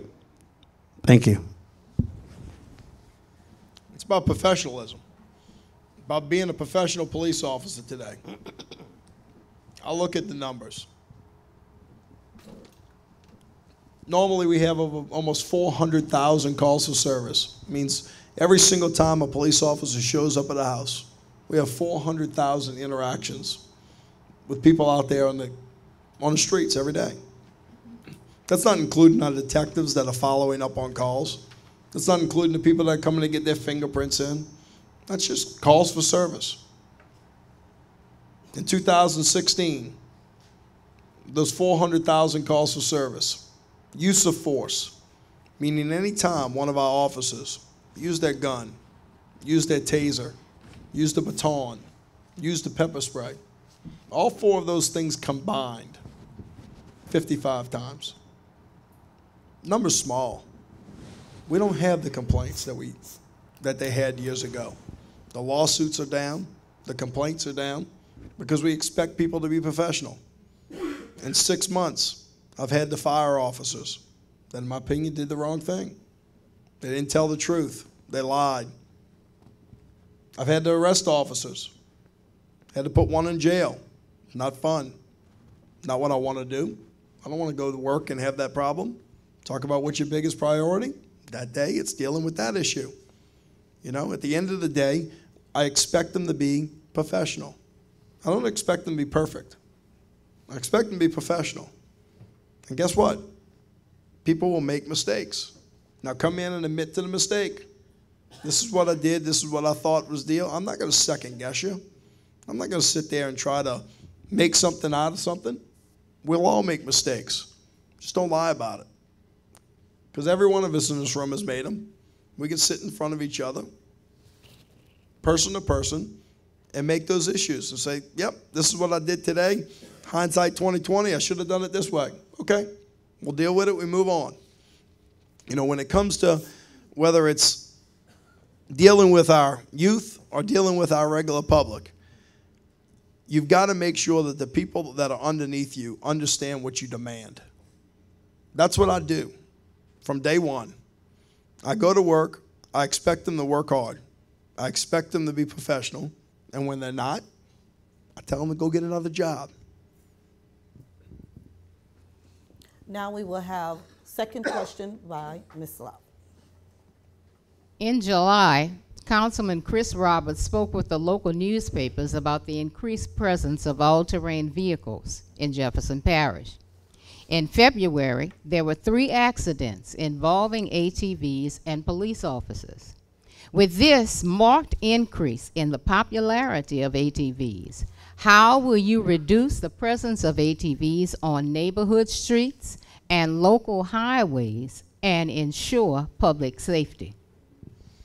Well, the 3 accidents with ATVs were one incident. You know, and you remember they weren't even local incidents. All 3 of them were from Washington, D.C., came down here for Mardi Gras, decided they're going to rent bikes, ATVs and motorbikes and go ride around and party during the day. We end up getting into a pursuit. Probably 12 of them or so got away. 3 of them didn't. One of the guys that had been arrested for it in Washington, D.C. just in January. We ended up cooperating, obviously, with NOPD when they had the 200 bikes riding around during Mardi Gras Day itself. Our helicopter was up in the air. State police asked us to go over there while they had to go refuel in order to keep an eye to see where they were. You know, most people don't necessarily realize, but we had undercover and that gaining intelligence. There may be some additional arrests that are being made. You've got to understand how we go out there and combat the problem. A person riding an ATV is not necessarily worried about a police car pulling behind them and is going to just stop and say, okay, here's my driver's license, I don't have registration. They're on that vehicle for a reason, so they can go ride across the front lawn and get away from our Ford Explorer. You know, we have to utilize our common sense to say that I'm not going to take my Ford Explorer and go ride around chasing a 4-wheel all day long and take the chance of killing somebody's kid for some traffic violation. Now, that doesn't mean we don't take enforcement. I will. Absolutely, I will. And hopefully they wreck quick enough where I can catch them. But at the end of the day, we're going to go out there and we're going to try to enforce the law because they are terrorizing the community. You know, they come out there and they, you know, do donuts out in front of your house or whatever the case may be. You know, I'm going to work with the legislature this year in order to increase some different penalties on it to make it a seizure. That if you're operating these things on a roadway, that possibly we can just seize the bike from it.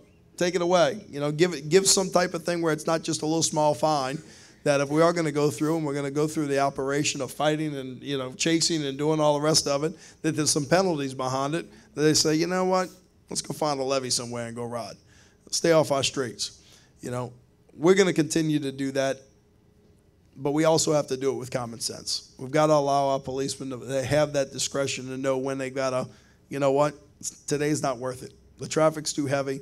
I'm not going to risk the citizens of Jefferson Parish so I can go catch a person on a 4-wheeler. Everything we do as law enforcement officers, a lot of it is discretionary. And this is not a problem that's just raised its nasty head during Mardi Gras. In years past, we've received countless complaints of not only 4-wheelers, ATVs, but also motorcycles. Many times we receive complaints coming out of Lincolnshire onto Ames Boulevard, popping wheelies and driving down the roadway like they're absolutely crazy, putting everyone's safety and everyone's life possibly in danger. I think what we need to do as law enforcement officers is to make sure we address those issues immediately. I don't want those guys driving like they're nuts on our roadways. I don't want a guy driving a 4-wheeler at 50 miles an hour in a 20-mile zone in your neighborhood while your grandchildren are playing, with the likelihood of that person losing control of that ATV or that motorcycle because he's driving on 1 wheel instead of 2. So we need to get in there and make sure that the moment we receive complaints, and we would encourage everyone that if you live somewhere where this is a problem, to pick up the phone, call 911. We will dispatch a car to that area. Make sure that whatever we can do by working with the rest of the men and women in that particular district, contacting the district commander to make sure they're aware that we're receiving a lot of complaints about 4-wheelers or speeding motorcycles, whatever the case may be. And that holds true not only because of ATVs and motorcycles, but that holds true for vehicles as well. We need to have a tough enforcement campaign to make people understand if they're going to travel on the roadways in Jefferson Parish and they're going to go through your neighborhoods, that they're going to go through, if the speed limit's 20, 20 means 20, and stop means stop. So that's what we're going to be out there doing, enforcing the law and making sure that the violators are taken care of. Now we will have our second question by Reverend Dillon. I deem both of you as professional law enforcement. You have many years of experience. You have many years of experience. As a citizen of Jefferson Parish, what would be the benefit of choosing you over your opponent or you over your opponent? What would be the benefit to all of these people that are in this room? Why should we vote for you? I think it's pretty simple.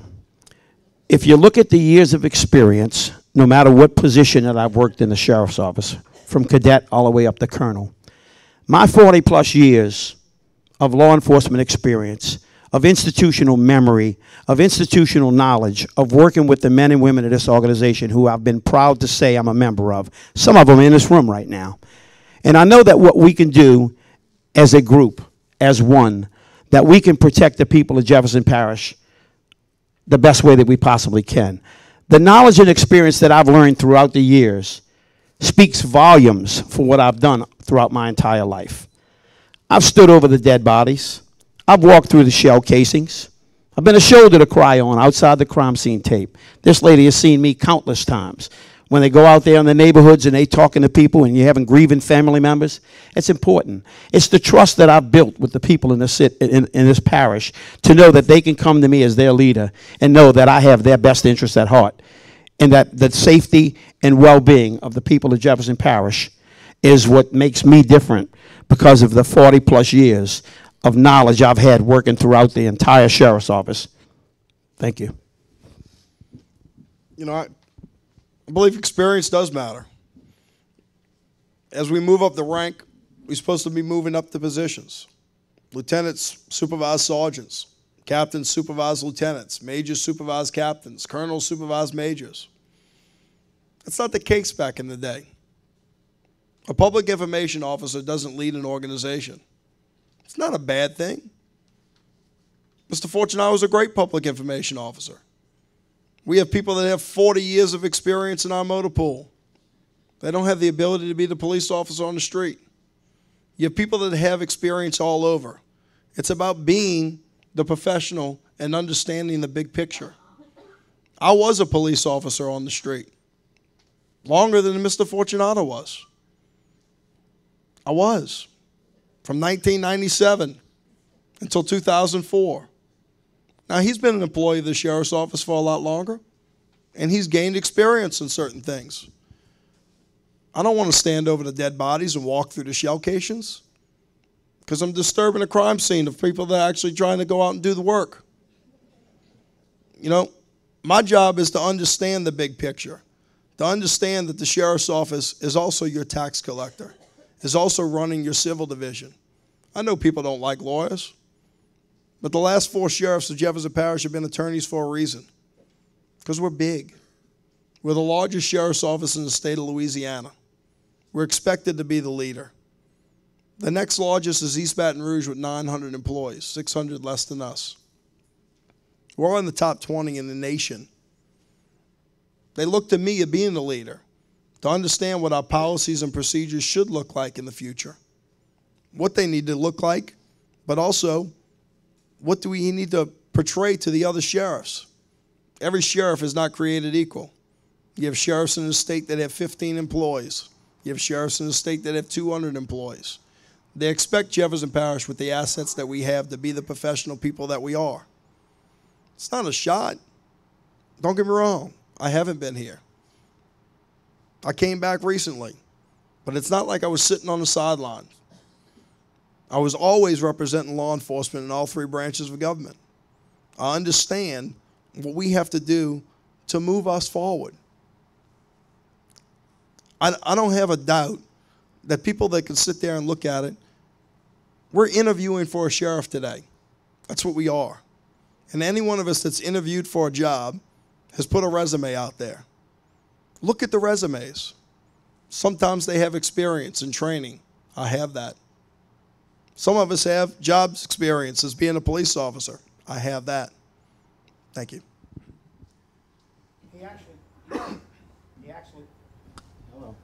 Hello.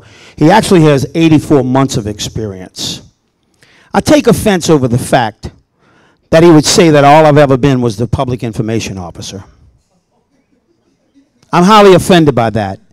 And I know for sure that the times that I've spent putting my life on the line every single day, serving the people of Jefferson Parish, that I'm not going to let he or anyone else discredit what I've done my entire life.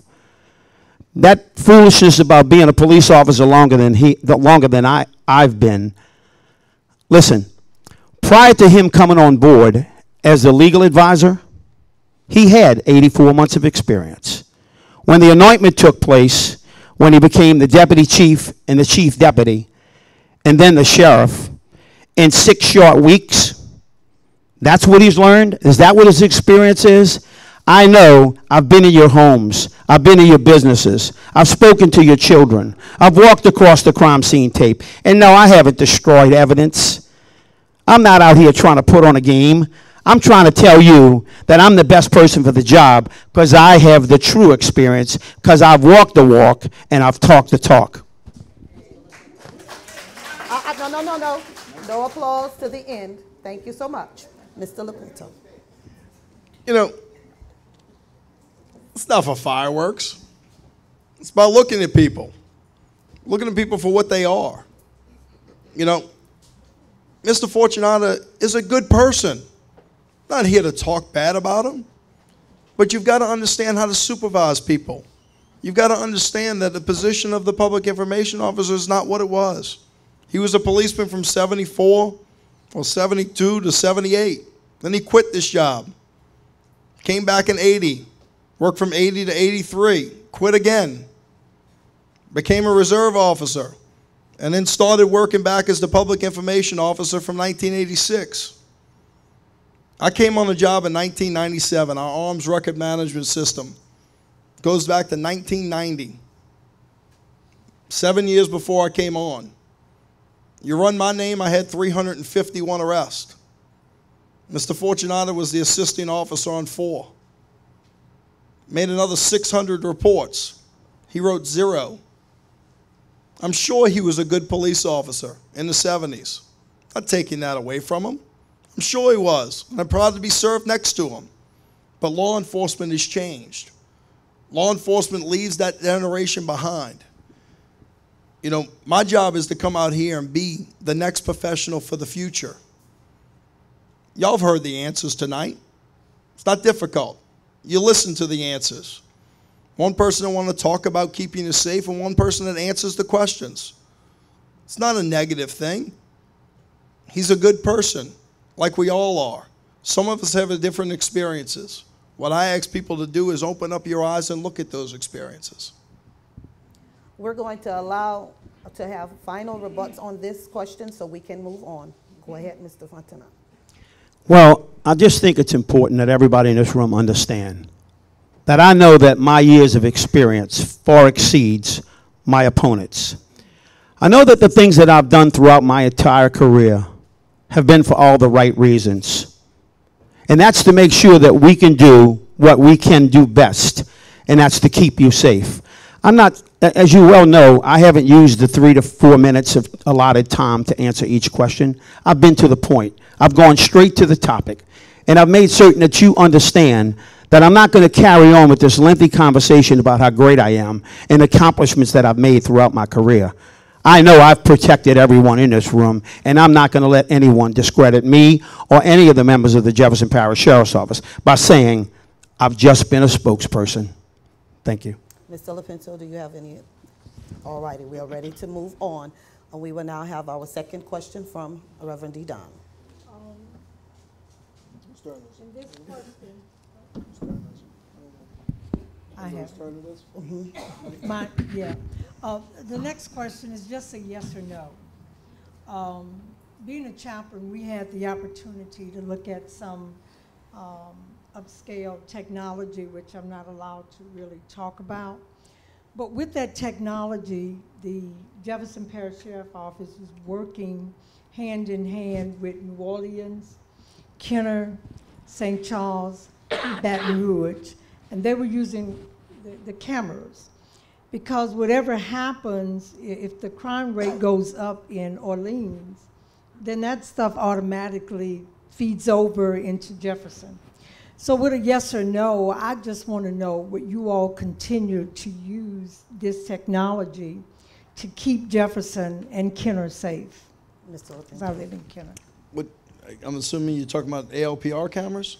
Was that what you thought? No, the ones that you all use to work in conjunction with New Orleans, Sure. St. Charles, I don't know what you call them, but You need to be specific Yeah. with your question. I'm not sure what you all call the cameras, but you all look at them from one city, one police department to the next. So you start in New Orleans, you can look at whatever's going on, you know, all the way through. So I just want to know with that technology, will you all continue to use that to keep Jefferson safe? And the reason why I'm asking that is because, again, whatever happens in New Orleans in crime, it will eventually spill over into Jefferson and, of course, Kenner, where I live. Yes or no? I just... Yes. We need a direct question. Yes. Or not. Yes. Yes. Yes, ma'am. Thank you. All righty, Mr. Calloway. Ooh. From my experience working in the city of New Orleans, we've launched cross initiatives with Ceasefire and Roots of Renewal NOLA, which are reentry. Say it again. Speak up. Can you hear me now? Okay. From my experience working in the city of New Orleans, we've launched cross initiative with Ceasefire and Roots of Renewal NOLA to provide cognitive behavior support sessions that focus on changing the thinking that leads to high-risk behavior. Also increasing access to employment services and social services for the formerly incarcerated people with hopes to support the city's most vulnerable population. And if you were to be elected sheriff, what can you do to help make reentry programs realistic and beneficial for youth while eliminating the school or prison pipeline? Well, we spoke about the Cops and Clergy program of years past, and we talked about the Chaplains program. The Chaplains program is instrumental that they go into the prison. I think Reverend Kathy Rackley, if I'm not mistaken, is still running that program. That they go in there and try to teach these people who are incarcerated to find ways to get back into the community and become productive. I'm all in favor of giving somebody a second chance. But the person that goes back over and over and over and is committing heinous crimes, is using weapons during the commission of crimes, committing murder, for the most part, those people are finished. I mean, that's the life they've chose, and that's the life they're going to live. But these young adults, people who go in for simple minor infractions, shouldn't be incarcerated. If they are incarcerated, they should be taught a lesson or trained or made to understand what they can do when they get out back into the world, that they can once again be productive citizens, and that they don't have to resort to a life of crime. You know, some people get arrested. Shoplifting is one of the biggest problems here in Jefferson Parish, to the tune of about $1 million a month. But the guy that goes in a Dollar General on Ames Boulevard and steals some Similac or steals some diapers, he can't afford to do that. Now, I'm not condoning what he's doing is right, but the simple fact of the matter is he shouldn't be incarcerated. And if we can do all we can through our our program within the prison, and make sure that the chaplains program is very successful and able to reach that person, and hopefully they can teach him or her that there's a better way out there, and it's a better life, and it's not a life of crime.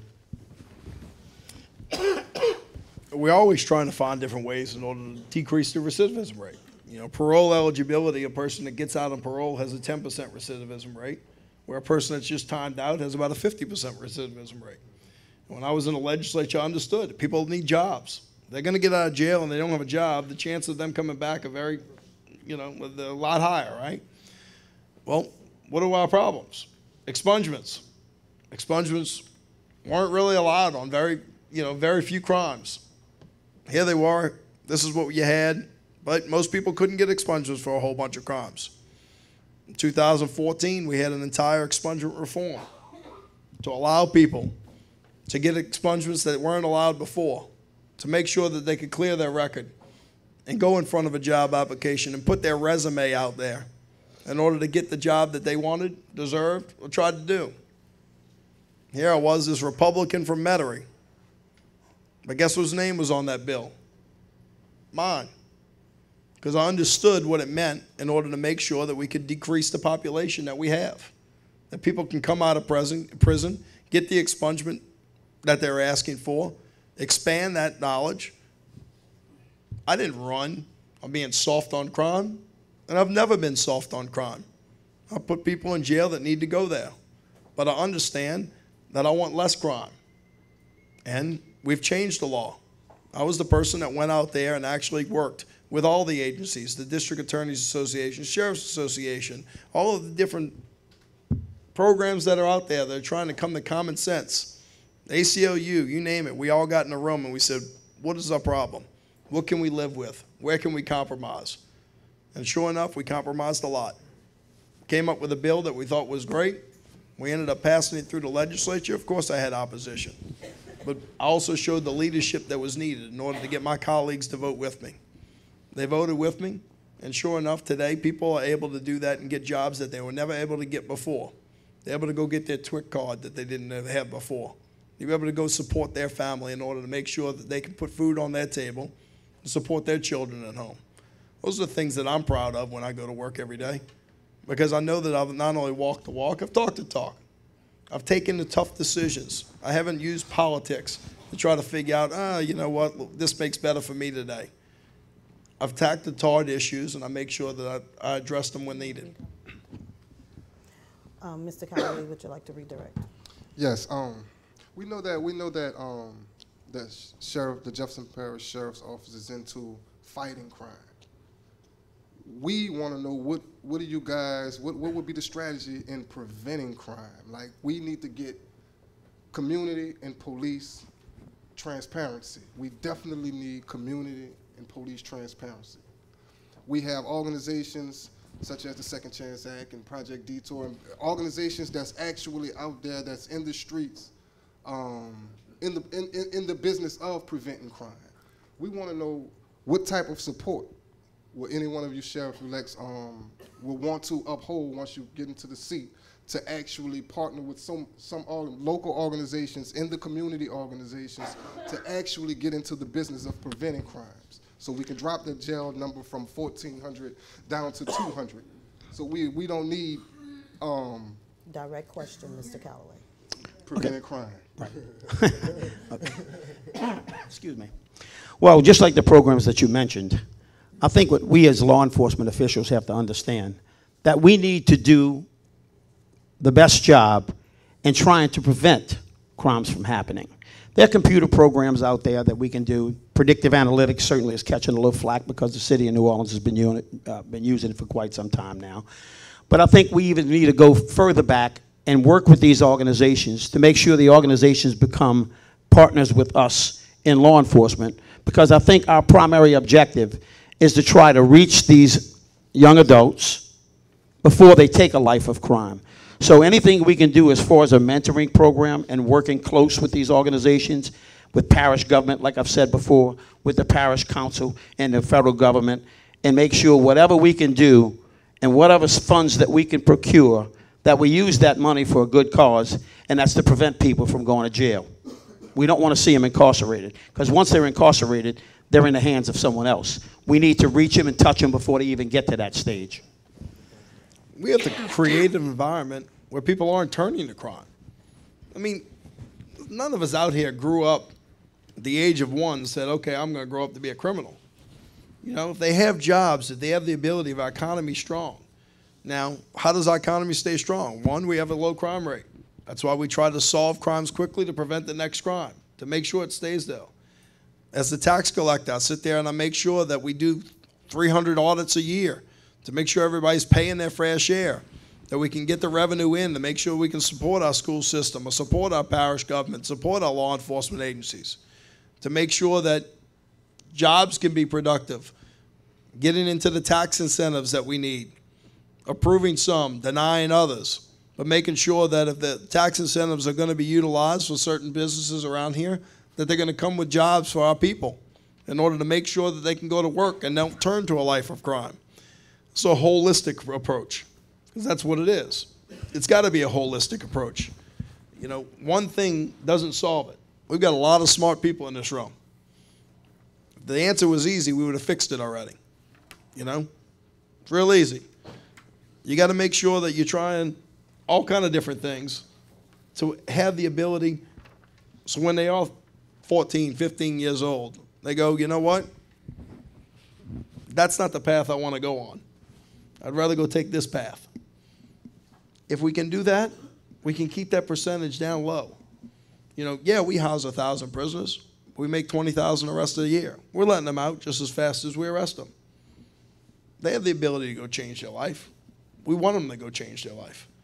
We just, unfortunately, have to keep dealing with that 6% of the population that keeps on aggravating us. And that's what we're going to do. We're going to keep going out there and deal with them because they're the ones that are keeping us from doing our normal job. Hate to say it, y'all. It's Sunday night. We're going to work tomorrow. Every one of us got to go to work tomorrow. Some of us are lucky enough to be retired, but most of us got to go to work tomorrow. The whole population should be like that. You go to work, you try to enjoy yourself, you try to make it home, enjoy the time with your family and your kids. That's what it's about. I know that's not perfect, but it's reality. I know the importance of what it is to make this community safe. Tax audits, sales tax collections, and things like that are important. They're important because they help fund the budget of the Jefferson Parish Sheriff's Office. What's more important is the fact that perception is reality. We're still having multiple murders off of Ames Boulevard. We're still having carjackings in lakeside shopping centers. We're having vehicle burglary coming out the yin-yang. But what we need to do is a better job of proactive policing to make sure you see the men and women of the Sheriff's Office out patrolling the streets of Jefferson Parish trying to keep you safe. We can't stop it all. But what's important to me is making sure that you remain safe. And as far as the tax collections and signing contracts and all those things, that's the job of what he was first hired as. And that's a legal advisor, to review those contracts so that when the time comes for the decision for the sheriff to sign off on that, then that's what he's going to do. But what I'm going to do while he's doing that is I'm going to have the men and women of the Jefferson Parish Sheriff's Office patrolling the streets of this parish to keep everyone safe. Mr. Lopinto? All right. Because of time restraints, we're going to go ahead and I'm going to ask 3 questions that have been submitted from the audience. And the first question is coming from an audience member, and it says, I believe, first there is a statement and then a question. The statement is, I believe a sheriff should be honest and a person of integrity. The question is, when will, if elected, traffic enforcement be a priority? Mr. Lopinto. Am I first? Yes, you are first. Yeah, go ahead. Okay. I mean, it's after Katrina, the traffic division probably went from 45 people down to about 25 people. In the more recent future, I added 2 extra radar guns to each of the districts in order to have them write additional tickets. We write about 6,000 tickets a year. But it costs about $80,000 for a police officer, their car and motorbike in order to continue to have it. We had a deficit year last year. I've got to plan things out for the long term, not for the short term. Someone says they're going to come in and add extra 20 officers next week. They're full of it. We don't have the money in order to do it. Now, that doesn't mean we can't get there, but you've got to prioritize over a period of time. But truth of the matter is, whether I have 25 or whether I have 45, people are still going to continue to drive like they're crazy. Will we write some more tickets? Absolutely. Now, some people believe that, oh, we can write a whole bunch of tickets and we'll make millions of dollars. That's not true. Now, it's not a fundraising expedition for the sheriff's office. It's not supposed to be. It's our obligation. But when you are written a ticket here in Jefferson Parish, if you go through diversion, the DA gets to keep all the diversion money. Every dollar. If it goes through the actual court system, you go plead not guilty, they give you a $50 fine, you pay another $180 in court cost, you walk out of there, you just wrote a check for $230. Know how much the sheriff's office gets? $6. We get 12% of the fine is what we get. Now, that's not the obligation for us as a sheriff's office. We understand the courts need to make money off of their fines in order to support their programs and do everything that they have to do. But it's not just as easy as saying we're going to put a whole bunch of people out there on the street. I know it's the biggest issue that's facing a lot of our communities. They're sick of the people running through the stop signs. They're sick of the speeders. You know what? I sit out in front of my house with my son, and we watch him run past our stop sign. He counts them while he's sitting there throwing me the football. It's not fun, but we got 432,000 residents. And unfortunately, we got a lot of them that are bad drivers. I take it seriously. I'll make traffic stops, although my wife doesn't want me to. I'll continue to make traffic stops, you know, as I go through. Reality of it is our job is to go out there and not only keep you safe from the law enforcement perspective, but also from the drivers. Now, the priority for our guys on the street, men and women on the street, they've got to go handle their calls for service. You got a major call at your house, you don't want them sitting there under a tree writing radar. You want them coming to your house. Well, I know the reason why the Traffic Enforcement Bureau over the past few years has diminished greatly. Actually, it's in the high teens now. It was in the mid-40s. But make no mistake, I will never, ever, never place the compromise in safety of the citizens of Jefferson Parish based on the fact that the sheriff's office gets $6 to write a ticket. When people speed in my neighborhood, I immediately try to flag them down. I've made traffic stop after traffic stop my entire career. I know how important it is to have traffic enforcement. I know how important it is to have proactive policing. And I will tell you, I do not want the man or woman police officer who patrols my neighborhood simply because we don't have a beefed up traffic enforcement bureau, which I plan on changing and making some redeployment of personnel.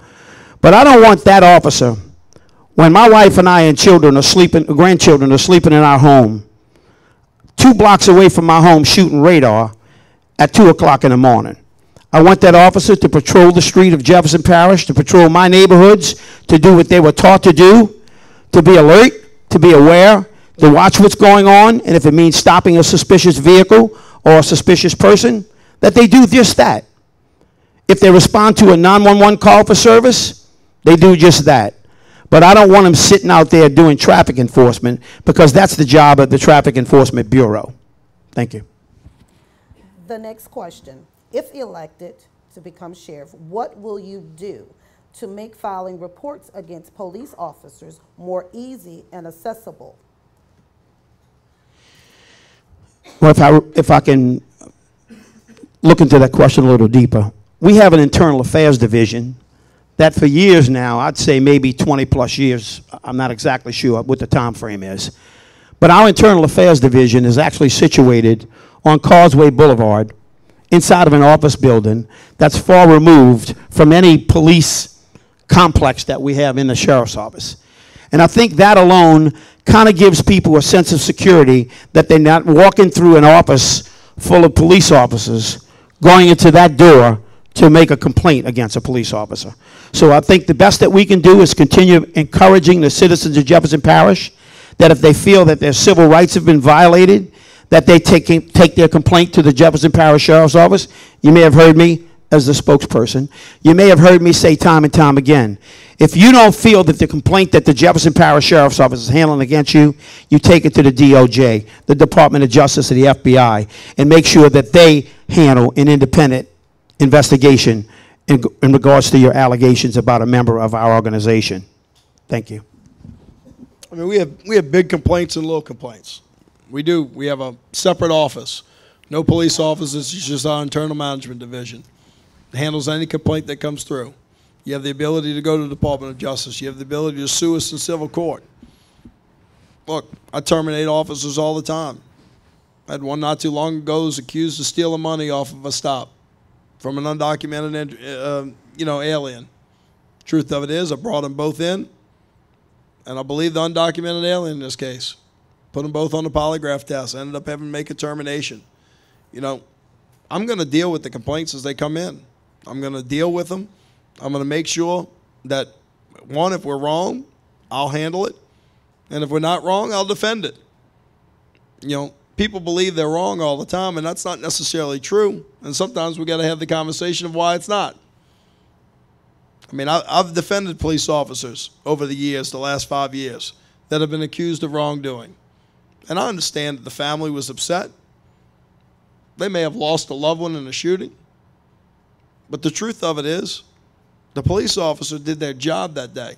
And it wasn't easy. It's not what they wanted to do. They've gone through their entire 25-year career. never having to use force, never having to pull the trigger. And unfortunately, on that particular day, they did. And the person that lost their life, you know what? They made that choice. It's not easy for the family member. It's not easy for the family member. But you've got to understand that we have protocols, we have policies, we have procedures in place. We expect them to be upheld. You make the complaint. If you don't get the answer you want, then you ask why. Sometimes we're never going to make everybody happy. It's never going to be the case. But there are avenues outside of the department to continue to go forward. We take our job very seriously. I'm going to repeat it and I'm going to tell you again. I expect them to be professional. That's what I expect. And that's what I'm going to demand. Well, we have one question from audience member that has been directed to you, Mr. Lopinto, and the question is, since your appointment, have there been any black deputies that have been promoted to the rank of sergeant or above? Yes. The only promotion, well, I haven't had a ton of promotions that we've had. We don't have a big turnover. One of the immediate things that I did was promote Louis Ankar to a captain, and now you're going to say it, female deputy sergeant, but I don't remember her name. But in our jail, in order to make sure that we have our director of education, I knew I had to change the morale in that area. I knew I had to change it. I ended up changing Peter Nelson. Actually, it's not a promotion, but it was a good position for him from that standpoint. He went up into our detail office itself that he asked for it. I've had to make several promotions during my period of time. Some of them I've held off on. Some of them I haven't put anybody in that position yet. Because the truth of it is I'm trying to make sure that I can save a few dollars as I go by, because we had a deficit year last year. We're not destitute. Still had a $44 million fund balance. I know I need to make sure that I can make some changes. We do have some bond repayment in 2019 that'll expire. That'll flip me from a budgeted deficit to a budgeted surplus. But when it comes to promotions, we have a promotional list that I inherited, that I've inherited, without a doubt. Can it be tweaked? Yep, it can. But I've also gave the commitment to our deputies out there.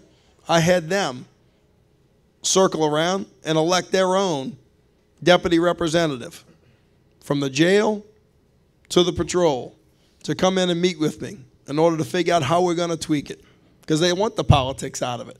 They don't want the politics of promotions. They want to compete. Now, again, whenever you compete, you have winners and losers. So what are the tweaks that you make? You know, and that's what I want to sit down there in the room with them once this election's over with and say, if we're going to make these tweaks, what do they do? How do they affect people? What is the racial makeup? All of those questions. Again, we don't solve every problem, but we're going to have those questions. We're going to figure out what they should be. So I've absolutely have made promotions on my term that have affected African Americans, whites. In fact, we talk about here on the West Bank. 6 out of my 7 bureau chiefs are on the West Bank. Only one's on the East Bank.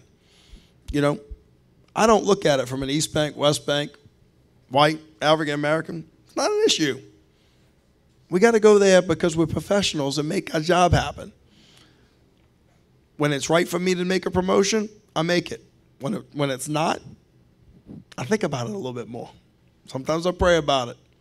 But you know what? I'll make the decision when the time's right, and I'll move on to the next problem. Can we be clear? So you're saying that there has been one African-American deputy that has been promoted to the rank of sergeant and above since your appointment? Two. Thank you. But I don't think I've made but maybe 4 or 5 promotions since I've been in office also.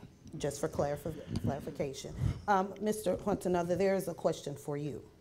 And the question is, if elected to the office of sheriff, what will you do to bridge the racial tension that has caused so much discord within Jefferson Parish with the sheriff's office? Well, like I said earlier, it all starts at the top. It starts with the leader. I've watched this organization fall by the wayside in a lot of regards over the past administration. I've seen the morale in this organization go to an all-time low. I know how important it is for people who work in this organization to feel that what they do, no matter what position they hold, that they feel that what they bring to the table is appreciated. I think that what we need to do is to make sure that everybody in the Jefferson Parish Sheriff's Office understands that we're trying to accomplish one goal. And that one goal is to keep Jefferson Parish as safe as it once was. I envision an organization where our response times possibly could be quicker, and we have a zero tolerance to crime, to make sure that all we do every day is for us to protect the people of Jefferson Parish. All righty. And I said that there were going to be three, but I've received a note that this question is very important to ask both of you. This will be our last question of the night, and then we will allow each candidate 3 to 5 minutes to do your summations. And I believe that during the coin toss, Mr. Lopinto, you went first in opening, and Mr. Fortunato, you will go first in closing. But this question is, if elected, have you at any time thought about or have you already chosen your top 3 chiefs, your chief financial officer, your chief deputy, and who will be your 4 district commanders? To me? Yeah, I mean, so when I came in, because I was chief criminal deputy, I had to promote a chief criminal deputy. Chief criminal deputy I promoted is Tim Scanlon, who's sitting there, is in charge of our Technical Services Bureau, which is our crime lab, our community relations division. It was over here on the West Bank. I promoted Josh Wingrove to Deputy Chief of Operations from Wagaman area to come in and take that position. We do have members that are deputy chiefs that are, you know, getting close to retirement, but they're not retired yet. They're still around. I don't sit there and I'm not going to throw people away just to say so. Throw people away. It's just not who I am, and it's not appropriate. People have earned their career here in the sheriff's office. I expect them to be professional and do their job, and as long as they do that, it's not an issue. I have 4 district commanders. I was able to promote 1. When I promoted Josh Wingrove from the 1st District to operations, I promoted Curtis Matthews to the 1st District. I make promotions, demotions, you know, those things come across when people retire. Good news is we don't have a lot of turnover. What was the second part of the question? The second part of the question is, who will be your 4 district commanders? My 4 district commanders will be the 4 district commanders that I have. They work hard. I have 4 district commanders of Curtis Matthews in the 1st District, Larry Dice in the 2nd District, Sean Delusk in the 3rd District, and 4th is Michael Kindler. And as long as they do their job and go out there, demand the professionalism of the deputies that are there below them to go out and make sure those things happen, it's fine. I'm going to continue with them. Now, just like anybody, if they give me a reason to say see you later and you need to go get a retirement, I'll make that decision when it happens. But I don't sit there and force people out of their job when they're actually doing their job. You know, and I don't expect to do that in the future. Now, let me make that clear. Is every pick that Harry Lee or Newell Norman made over the last 30 years, would it be the same pick that I made? Probably not. Probably not. There's people that I have in positions that I probably wouldn't have chosen. But at the end of the day, I expect them to be loyal to the entity, to go to work and make sure that they put Jefferson Parish Sheriff's Office above themselves. We're just a fiduciary here. The Sheriff's Office has been around since 1825. There's going to be a lot of sheriffs that will before me. There'll be a lot of sheriffs that will be after me. You know, our job is to make sure that we serve this community well. I give those people the opportunity to serve their community well. Throughout my entire life, I've built an incredible rapport with many of the men and women of the Sheriff's Office. And at one time, I was proud to say some of the people in this room that we worked close together and did a good job as we worked. I know for a fact some of the changes that have taken place were not for the betterment of the organization, but the betterment of the entity. I believe, and I know for a fact, that when the chief deputy was chosen after the interim sheriff was sworn in, that he had to name a chief deputy. In fact, when he and I had our last conversation before I left, I asked him about his naming of his chief deputy. And I was told he had more courtroom experience than anybody in the organization. When the time came for a decision to be made on the chief of operations, which the former chief got indicted, Mr. Lopinto became the legal advisor. Then he became the chief deputy. I'm sorry, he became the chief deputy in operations. Well, what I would have done, knowing that there were 6 candidates, 6 possible candidates for that job, were the 4 district commanders, Ronnie Hofel in charge of communications, and Greg Lanero in charge of traffic enforcement. And not to put those officers' careers in jeopardy, I would have let each one of them remain in their positions and given them a 30-day period to work towards the decision I would make after March the 24th on who would wind up getting the chief of operations job. And to answer your question about the district commanders, I've said this for years and years and years, that I will expect to get a resume on my desk from everybody from the rank of lieutenant and above to find out just exactly what they've done in this organization. And I will look at those resumes and talk to my command staff and making a decision on any changes that I make, including the district commanders. So for clarification, you have not at this time made a decision on who would be your chief financial of operations or your chief deputy, because you're waiting on resumes if elected. That is correct. Yes, ma'am. All righty. And now at this time, we're going to allow for the summations. Mr. Fortunato. Well, I think I've said it all along tonight and every other event we've attended, that I go back to my roots. I start back as a cadet, and I look where I wanted to go in life. I wanted to travel in the footsteps of my father and my 2 uncles, who were public servants, who did what was right for the community that they serve. They worked for the New Orleans Police Department, a bit different organization than the Jefferson Parish Sheriff's Office. I'm proud to say that when I chose to work for the Sheriff's Office, they offered more to me at my age then than NOPD did.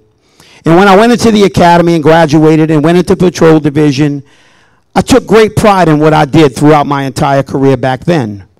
And I look forward to one day hoping to advance my career by getting a promotion. When Harry Lee took office as sheriff in 1980, I was promoted to the rank of sergeant, placed in charge of the Community Relations Crime Prevention Unit. And yes, I did supervise 6 officers. I did have a secretary, and I did have an office. Well, as time went on, in 1986, I was promoted, and I was proud of the fact that as my years of service with the Jefferson Parish Sheriff's Office escalated, that I took great pride in what I did, working with the men and women of this organization. Looking back when I was in the Detective Bureau, I was shot in the line of duty in 1977. That was an important part of my life. My opponent talked about me leaving. My mother begged and cried. I had a new wife and a new child. And I thought, well, maybe there was something else that I may want to do. But I always brought myself back here. Even to the point of when I decided to get into the Reserve Division. And we have a lot of great reserve officers that work for the Jefferson Parish Sheriff's Office. But it's something I've done all my life. I've been a cop. I don't ever want to be classified as a politician. I would like to be called a public servant. I know that my years of experience of working with some of the finest men and women of this organization, and I'm proud to say some of them in this room. Not all of them, but some of them. And I know whether we can take this organization to the new level. I know what we can do as a whole is protecting the people of Jefferson Parish, which is what the duty that I am sworn to do, and on March 24th, hope to have your vote to elect me as your sheriff. And don't forget to vote early, March 10th through March 17th. Thank you very much. I appreciate you taking the time to come out here tonight to talk with us, listen with us. And I just want you to know that I have the best interests of you at heart, that it's coming from my heart. And I'm not about power, control, and money. And I want to be Jefferson Parish's top cop, not Jefferson Parish's top political boss. Hold your applause, please. Thank you so much, Mr. Lopinto. I've never been a politician. I'm proud that I was an elected official. I've always been a public servant. Think about this. I was a policeman a lot longer than I was a state representative. Again, I ran against Harry Lee's nephew. I didn't have the support. I ran out there because it was the right thing to do. I had qualifications to go to my district, let them know who I am as a person. And you know what? They gave me the chance. I didn't disappoint them. I went there and I made tough decisions as your state representative. Some that were probably not great within my district. I went out there and I did the best that I could to make sure that law enforcement continued to proceed. I'm proud of my path. It's not because of politics. I'm proud that I was a policeman. My father was an NOPD policeman, retired as a captain after 36 years. This is who I am. It's who I've always been. But I also understand that we have a big picture here. We have a big picture on the sheriff's office. Politicians dance around answers. Talk about keeping you safe all day long. But the truth of it is it takes a lot more than that. I can dance around an answer all day long. It's not what I've done. I give you answers to the questions that you ask. I understand that some of them are not easy. I stand in front of everybody here, not only asking you to vote, but asking you to vote because it's the right thing to do. You weren't supposed to know who I was 6 months ago because I've been the guy behind the scenes doing the work. The politician's the one that's always out there in front of the camera trying to say this is what they do for you. If that was the case, you wouldn't have known my name. I've been able to earn my respect because what I do. Because I go out there every day in order to run a professional organization. Sometimes that's to make you safe. But a lot of other times, it's to make sure we handle the job of the sheriff's office. The job of the sheriff's office. That's always a lot more difficult. You know, the sheriff's job's not to go out there on every crime scene and fill up a burglary. My job is sitting there reviewing contracts and memorandums and lawsuits, making a determination on how we're going to support bills in the legislature, trying to figure out whether we're going to advocate for something or not something in Congress. Making those communications in order to make sure that our community not only feels respected here, but that you have the ability to pick up the phone and call whatever department that you need of the sheriff's office, whether it's something that you're doing from a law enforcement perspective or whether it's your occupational license. You've got to understand the big picture. You can't come after the fact and say, okay, we have people to do that. No. We do have a lot of people in the sheriff's office. But at the end of the day, it's my butt that's sitting on the stand. It's my butt that's sitting on the stand talking to that jury or whatever the case may be, justifying what our policies and procedures are. Not always right. But what I try to do is make sure that I can educate enough people. I want your vote because I understand as a 41-year-old man, I've done a lot over the last few years. It hadn't been given to me. I'm proud that I was chief deputy. I'm proud by law that I became your sheriff, whether that's for 6 months or 20 years. Politicians sit there and talk around them. My job is to come here and actually tell you what we do and why we do it. This is an educational process. That's why we ask people to come to our Citizens Academy, know what we do as the sheriff's office, and also understand who the best person is to bring it forward. Thank y'all. You may clap now. We want, also let's give our second panelist a hand.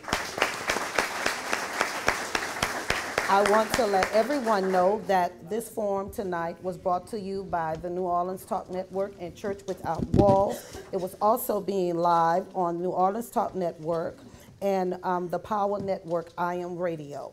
And we do appreciate the candidates coming out and giving us your views on if you are elected. And what I would say on tonight and being the moderator, I have enjoyed listening to you all, and I wish you both good luck. Thank you. Thank you very much.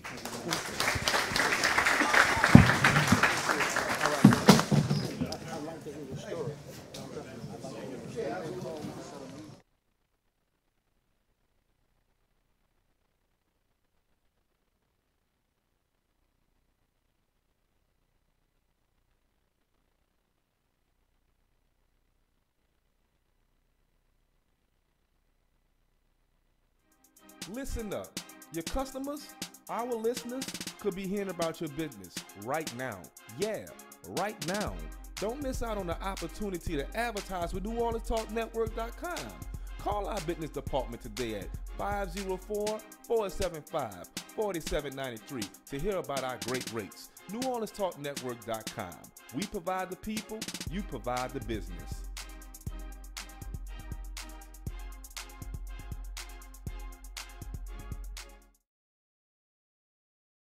Sheriff Joe Lopinto has made a career of staying 2 moves ahead of the criminal element.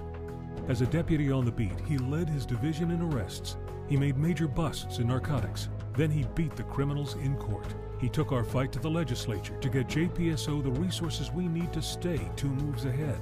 Now, as our sheriff, he's implementing cutting-edge new technology. Joe Lopinto has proven for decades that he knows how to win.